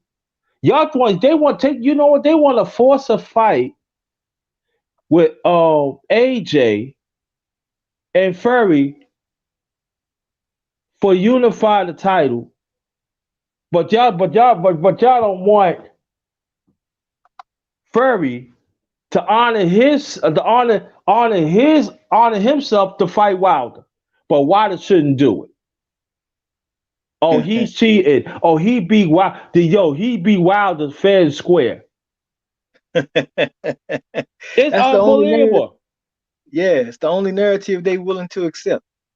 They won't consider for 1 minute that all the things that we know happen. Even after what happened last night, they still are not doing that. Which crap. When it's proven that it can happen because it just happened last night in a fight where they had the Yes. gloves coming in. Yeah, The gloves came in. Basement was talking about it, and Ricky Williams was talking about it. Yes, right. Yeah. I mean, it happened exactly the way that we said it happened in that fight. It happened again, and they say, Right. "Oh, still it's impossible." But you notice how nobody's trying to cover that. They're not trying to talk about that. They don't want to make that known that happened. They don't want to actually go out here and show people that hey, wow, that did happen. Is there some legitimacy to what he's saying? They're not gonna say none of that. They just gonna act like that didn't never occur. But you know what? But I'm gonna tell you what I'm gonna do tomorrow on my channel when y'all come on. I gotta make. I got. I'm gonna have my small commentary, and I want the brothers be on the panel. I'm gonna do a few minutes commentary, and we gonna talk about it tomorrow first. It's gonna be something what we talk about. I gotta get it off my chest. I'm not gonna do it tonight, but I gotta get it off my chest tomorrow. I have to. I got to say it got to be said, man. Mm-mm. Because yeah. because Well, because you all can this start. is me. You can start on my show and start letting the venom out on my show tomorrow. Then you can roll over Okay. to your show. Yeah. Nah. Yeah. It gotta happen, man. No, man. Mm-mm. No. You know. And then let me say this. This is part of it. I'm giving you a little preview, but do you want to hear the rest? And even go to my channel tomorrow. You hear. But I'm just telling you like this, man. Y'all fans, and I'm talking about non-black. I'm sick and tired of y'all disrespecting black fighters right now, and even in the past. But you always Right. bring about other fighters that get a certain injustices. Well, you know what I would say? Welcome to our world. Exactly. Welcome to our world. Welcome to our world that the black fighter decades ago, they can't even go to a city to fight. They have to fight against each other. We can't even get the goddamn gate. And at that time, some of the fighters our fighters was good. They was getting at the gate like $50,000, $100,000. And you know how much they give our black fighters? Not even 20 goddamn dollars. Just barely enough for those days to feed a family. Look at the late great Archie Moore. Had to almost 20 years. He had to fight as a middleweight and light heavyweight to get a title. He had to go across overseas to Australia. The Australia, they was, oh, you can go right here. No, but he's like, I gotta go back to America because that's where the fight is at. That's it. You got Man. fighters even right now getting screwed after school. And then let me say that, and I'm gonna say this on this too, bro. So they talk about Canelo. I said, so Canelo will need to fight more people too, right? So I said, why Canelo don't want to fight the Mexicans? You know what they said? Oh, he don't want he got to save the Mexicans. He shouldn't fight no Mexicans. But y'all say that while he got to fight everybody, he fought everybody. So Canelo is different. He's Man, Mexican, right, man? Get out of here with that, man. I'm cooking him on, man. I'm cooking tomorrow. Yo, I'm letting you know. Y'all want y'all to hear me. On the ready one, come get this black smoke, cause I'm coming tomorrow. Y'all not getting away from that. Y'all getting this black smoke tomorrow. Because you actually let me know that y'all don't care, y'all really don't give a damn about black fighters. And then all told me, oh, what about the other fighters in the other right of the world? What about them? What about them? exactly. They put on the gloves, they fight too.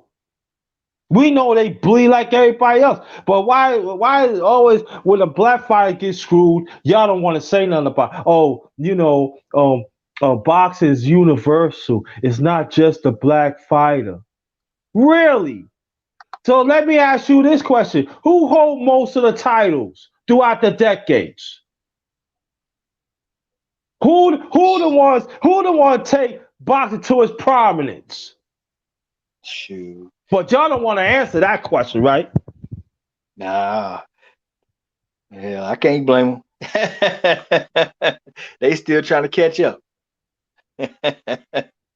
But you know, we got some fighters in the past that was not black win. You absolutely right. But who the one brought it to prominence? Exactly. Innovative. Answer that question. That's it. Who the one put the people in the chairs throughout the decades? Who? Shoot. Yeah, but us. We set this. We made that sport what it is today. Without us, this sport would still be stuck in the shoot, man. It'd be in the back. It'd be played in the back because we made it an art form. We made it a skill. We made it the sweet science. It wouldn't be no such thing as a sweet science if it wasn't for us. Right. Who got the best trainers? Yep. Get out of here with that, man. Now, I ain't said I'm a boxing historian like the Kurt Anderson, but I know a little something about boxing. I know about the history, some of the history of boxing. Yes, I do. Get out of here with that, man. Y'all don't know your history. Y'all don't want to learn about the history. But y'all call yourself some fans. And y'all ain't want to learn more about boxing when it started. Even in the 1800s, the black fighter was getting really screwed back then. That's right. Shoot. Every step of the way, man. They wouldn't let us fight for the heavyweight title for 50 years. For 50 years. Yeah, I got man. Shoot. And then soon when we got it, we kept it for 50 years. Right. Yeah, with that. Shoot. And especially the black fighters in this country. Exactly. We ain't talking about the black fighters that were screwed back into in the other countries. Yes, we gonna mention they were screwed too. So I'm gonna put that out. They was, but especially in this country, oh my goodness! Look how many times they screwed over Sugar Ray Robinson. Man, yeah, man. I mean, look at Paul Joe Lewis, man. He had to give up. Just to get a title shot, he had to give up a percentage of his purse for with the rest of his career. Right, the Cinderella man. Yeah, that's some old. I mean, how could that even hold up in court, man? You would think that would, there'd be some law against that, but it wasn't. Because they don't mind them benefiting off of, sports and stuff. And then when they see them coming up off the back of somebody else, they like that. That's what they love. And you know what? And Kid Gavin. I think he fought like welterweight or featherweight, something like that. Kid Gavin had to be in alignment with the mob to get some fights. It's crazy. Yeah, but if you tell them today that the mob had something to do with what went on with Deontay Wilder, and you can point out a direct connection with the mob with Tyson Fury, they tell you, oh no, that couldn't happen. It wouldn't. Yeah, come on. It's already proven that. You know that Fury is rolling with the mob in England. Come on. Yeah, come right out and say it. I want to thank him and come out publicly and thank him. And nobody say they don't have no problem with that. And to think about it, the reason they like him so much is the same reason that they like Dana White. It's like because they're getting all over on all these other people, and they're the beneficiary of it. Like him doing what he did, as long as he can do something and not get caught for it and still come out on top, they like that. That's good to them. Yeah, and just like it's gonna be look at this, so boxing promoters they getting screwed other by. Yeah, you absolutely right, Don King. But who Don King work for? The mob. That's it. Get out of here with that. So what else you could ask? What else? Come on, go. We want to hear some more. Come on. Go all that. I got all smoke. Just don't make no doggone sense. You know, come on, man. And AJ, and let's be honest, and AJ almost got knocked out by Klitschko. Yeah, he did. He sure did. And then now here's the other thing. Why they never talk about how AJ get disrespected by all those people by putting Tyson Fury ahead of him, and they even put Wilder ahead of him, and he Right. got all the belts. Right. Right. You wonder about that, is it right? It's so funny. Y'all so forgetful about that, right? So it's so, how was that word? It's so convenient that y'all forget about that, huh? Yeah. In your own country. Yeah, I with that. And even other ones around the world. Y'all man. But I could tell you one thing. Wobstar, he was representing. That's all I could tell y'all. He did represent. Rapstar was representing, man. He was representing though. He talked up for Wilder, and he was stating the facts about Fury. He said, "Listen, he said Fury should honor what's going on. He fight Wilder." Exactly. And he's absolutely right. Yeah. But they ain't trying to hear that. No. Yeah. Yeah. I mean, it make no sense for anybody to think it's okay for somebody to agree to a rematch and have the clause in there, have it enacted, and all of a sudden you weasel out of it, and they like, yeah, weasel out, don't fight him, yeah, don't. And they hate this man so much that they don't even want him to have the opportunity to avenge himself. It's like they all know that when he gets in that ring again, he getting annihilated. Because why else would you act like that? Because if I saw a fighter that I like beating up on a guy that I can't stand, I want to see that again. I'm not going to be talking about, no, I don't take the rematch. No, get the rematch. I like what you did last time. Do it again. You know what I'm saying? There ain't no confidence now. But it was a whole lot of confidence before that second fight, though. As it got close to the fight, they got confident. But when they first made that fight, everybody was scared. His mother, his dad, his wife, all, don't fight him. Don't go in there with him. Oh, my God. They remember what he looked like in that first fight. But yet you still got some people that hate a man so much to say that he lost the first fight. How can you lose the first fight when you stayed on your feet the whole damn fight and the other guy was out? And he'll tell you he was out. And they gave him an extra count, right? Yeah. If you see two people fighting on the street and one guy get knocked out, do you think that, well, he won? Well, he won the rest of the rounds. No, he got knocked the fuck out. Fight over. He lost. Right. I don't understand how the objective keeps changing according to what they want to see happen, you know. And then when the last fight when he fought against Wilder, when he was doing his gloves, why he tell them to cut off the TV? Why they pull the plug of the TV? Yeah.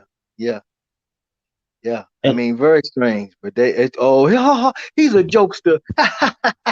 That Fury, he's something.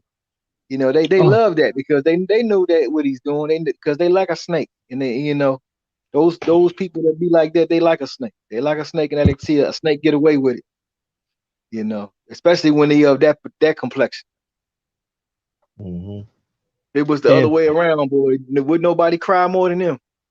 And then if you think about it, the WBO belt, I heard that they trying to make the WBO belt the heavyweight division as a super champion. So if they make a WBO belt, I think they did like a year and a half ago. It's approaching a year and a half ago. So who's the mandatory of that? Usyk. Yeah, they're trying to get Usyk in there to get a shot. Right. Yeah. Man, that's but you see how they can skyrocket straight to the top, and look how long that Deontay Wilder chased AJ, and had many opportunities to try to make that fight, and even accepted 12 million flat fee. He took 12 million flat fee to fight him, and he still wouldn't. And then when you that's what I'm saying. How you can tell people prejudices when they try to say this old foolish shit about, oh, I just like boxing. I just like boxing. That's bullshit. Everybody you might like boxing, but you like boxing because you like somebody in boxing. If there was nobody in boxing that caught your eye, you wouldn't even watch the shit. Just tell the truth. You know, was anybody watching the heavyweight division back when Klitschko was running every damn thing? Fans was dropping off left and right. Why? Because they knew they didn't have the real heavyweight champion out there. Soon as Deontay Wilder come back around, start dropping people, all of a sudden people start tuning in again. Oh, he only have he can fought right one way. He only have a right hand. He didn't when he knock out he didn't fight nobody. He didn't knock out nobody. What? They got. I mean, and then this fallacy about he can't box. The man got a bronze medal from the Olympics. Fury don't got Right. that. And what is Fury doing that's so great anyway? But sticking his tongue out, and moving around a little bit. He didn't dominate nothing in that first fight. If he's such a great boxer, how come he didn't outshine him in the first fight? He didn't do that. The first 4 rounds, he didn't do a damn thing. He was scared to even approach him. So you gave 4 rounds away. You got dropped in 2 other rounds, knocked out in the 12th, but they kept you in it. So right there, that's 6 rounds. You trying to tell me out of the rest of that fight that Deontay Wilder didn't win one more round? Bullshit. Mhm. Crazy, man. That fight wasn't even that damn close. And both times he cheated. Exactly. But But they but get but, credit. but right. Go ahead. They get credit for just lasting. Much in like what happened to with Sean Porter. Sean Porter got a lot of residual added to what he did in the fight. He did okay. He represented himself well, but he didn't win the fight. But because he was able to do something that people didn't think that he was able to do, he got some extra with that. So you have some people saying, "Well, he won the fight. Well, how he going to win the fight?" And he also got dropped in the fight.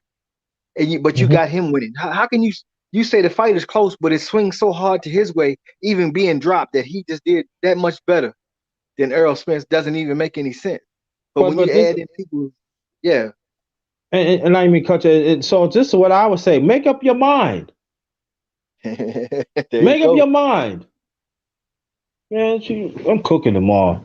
Oh God, I'm cooking tomorrow, man. They cannot get away from that, man. That's right. Can't get away from that, man. No, man. And it's not that I know as brothers, y'all follow boxing for a long time. You know exactly what I'm saying. But this not the first time this has happened. This been going on for a long time. Yes, indeed. Long time. A long time.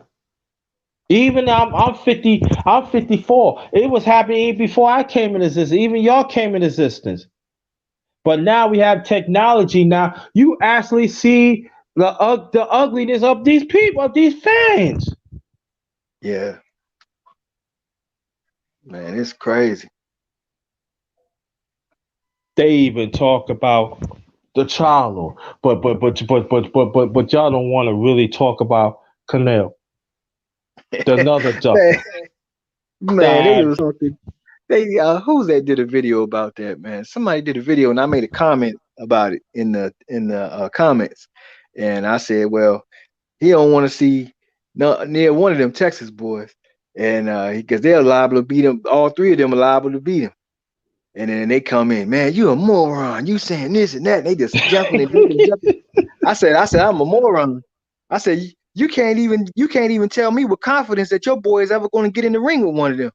So what do you mean moron when you come out talking this old crazy language like that? But nobody can, there's no Canelo has given nobody any reason to believe that he's going to ever get in the ring with Jamal Charlo. right, and Every right, so yeah. you got some people saying, "Oh, at least he fought Triple G." You mean an older Triple G?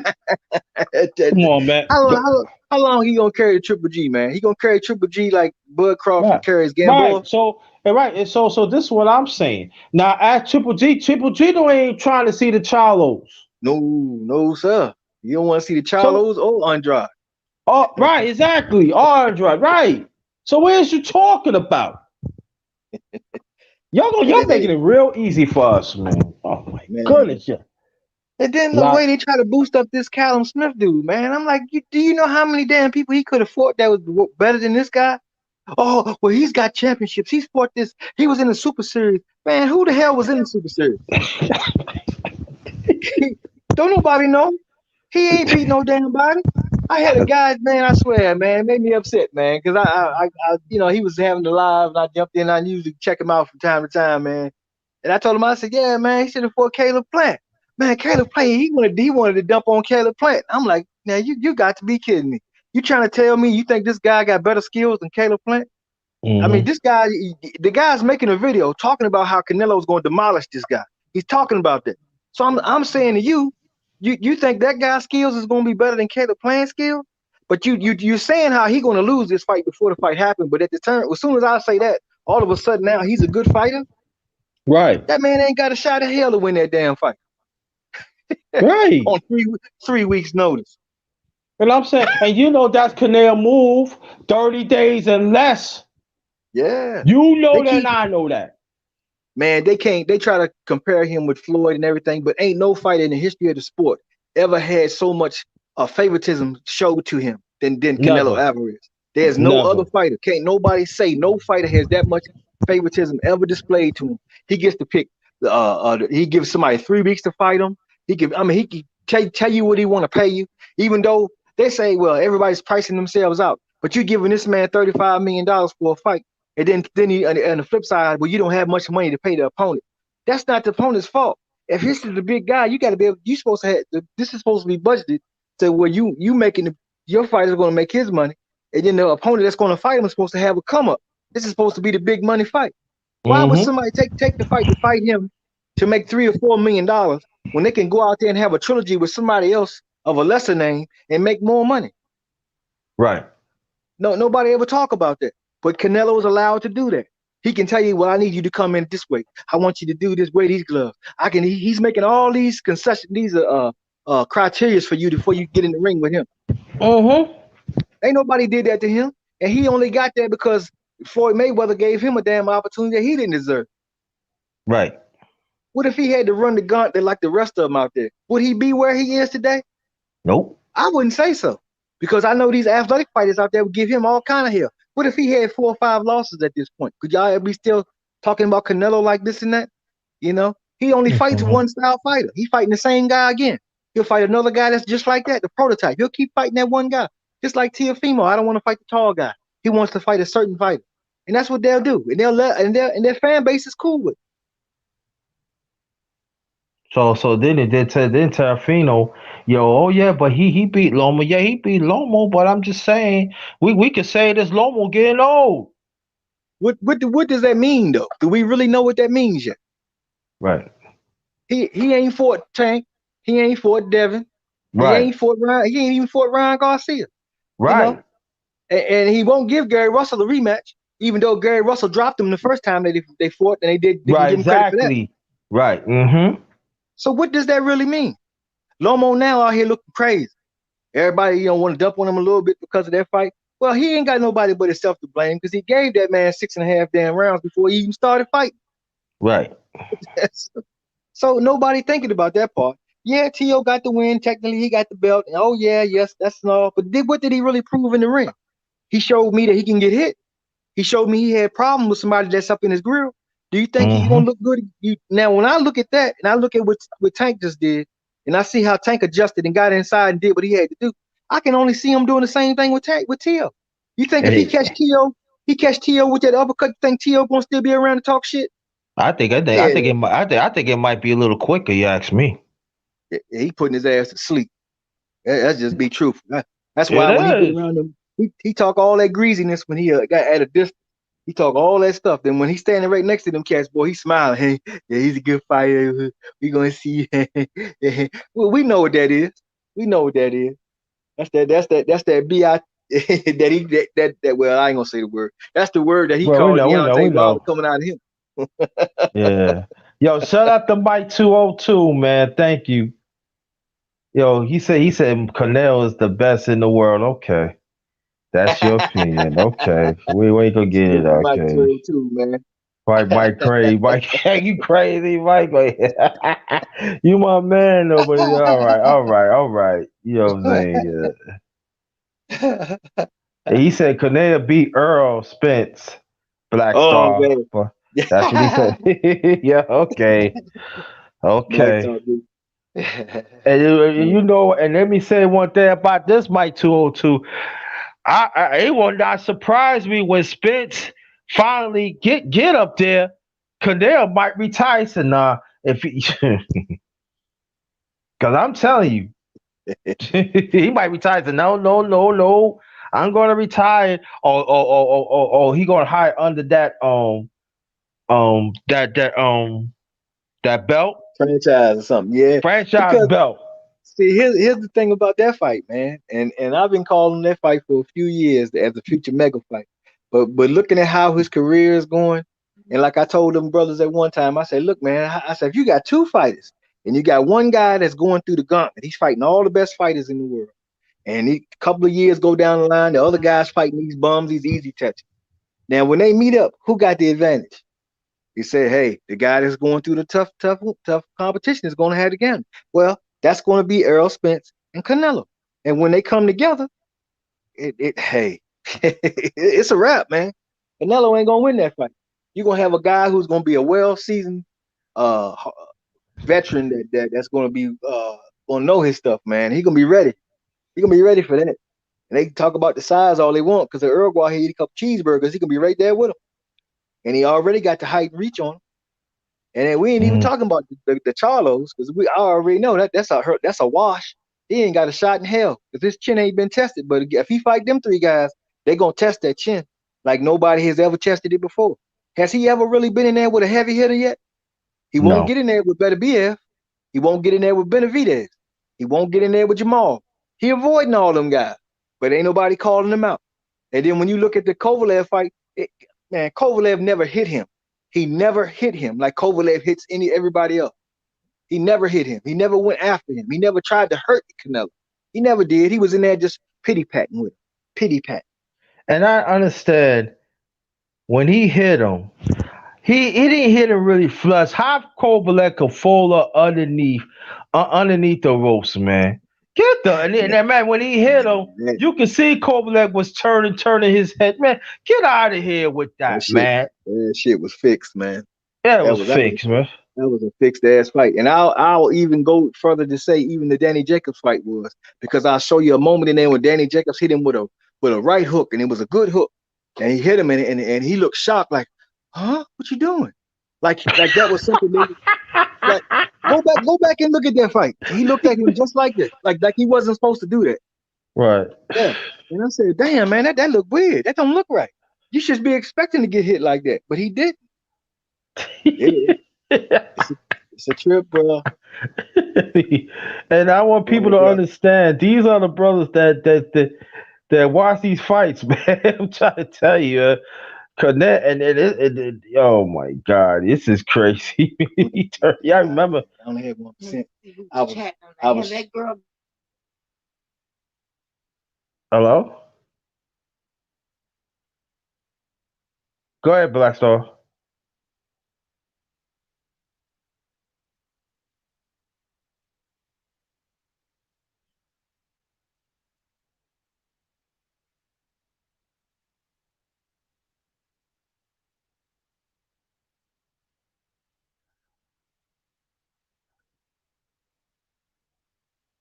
Welcome to my channel. The underrated Doc is your truth. The underrated one, the number one grinder.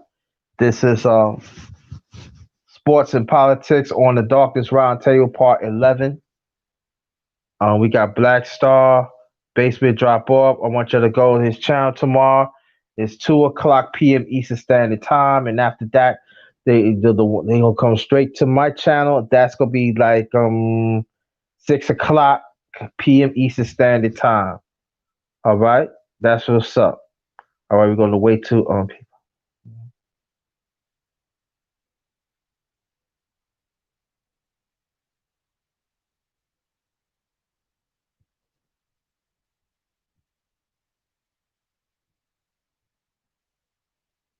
Oh, it dropped off. Let me see if they coming back, and if not, I'm gonna end this and everything. We'll see if the brother's gonna come back. Hold on, let's see something.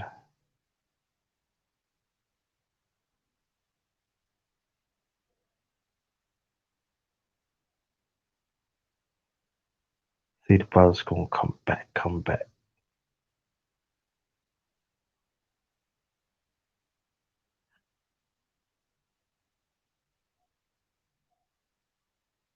This is our NBA free agency. They're gonna sign some players up and everything. We're gonna give it a few more minutes. Anybody in the chat, anybody that is traveling, to say to your destination or home, let me know.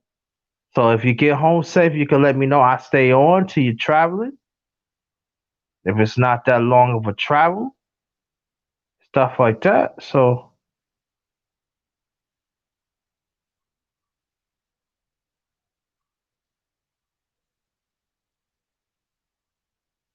but I want to welcome. Thanks for everybody that to be on here. Very much appreciated.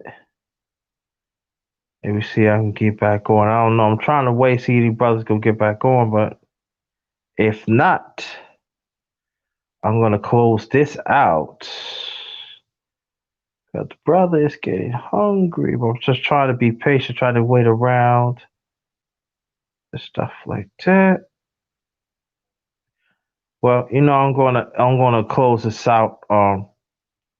Thank you so much for participating in the Sports and Politics on the Darkness Roundtable, Part 11. Thank you so much. I want to thank Ricky Williams, Sunny Boxing Talk,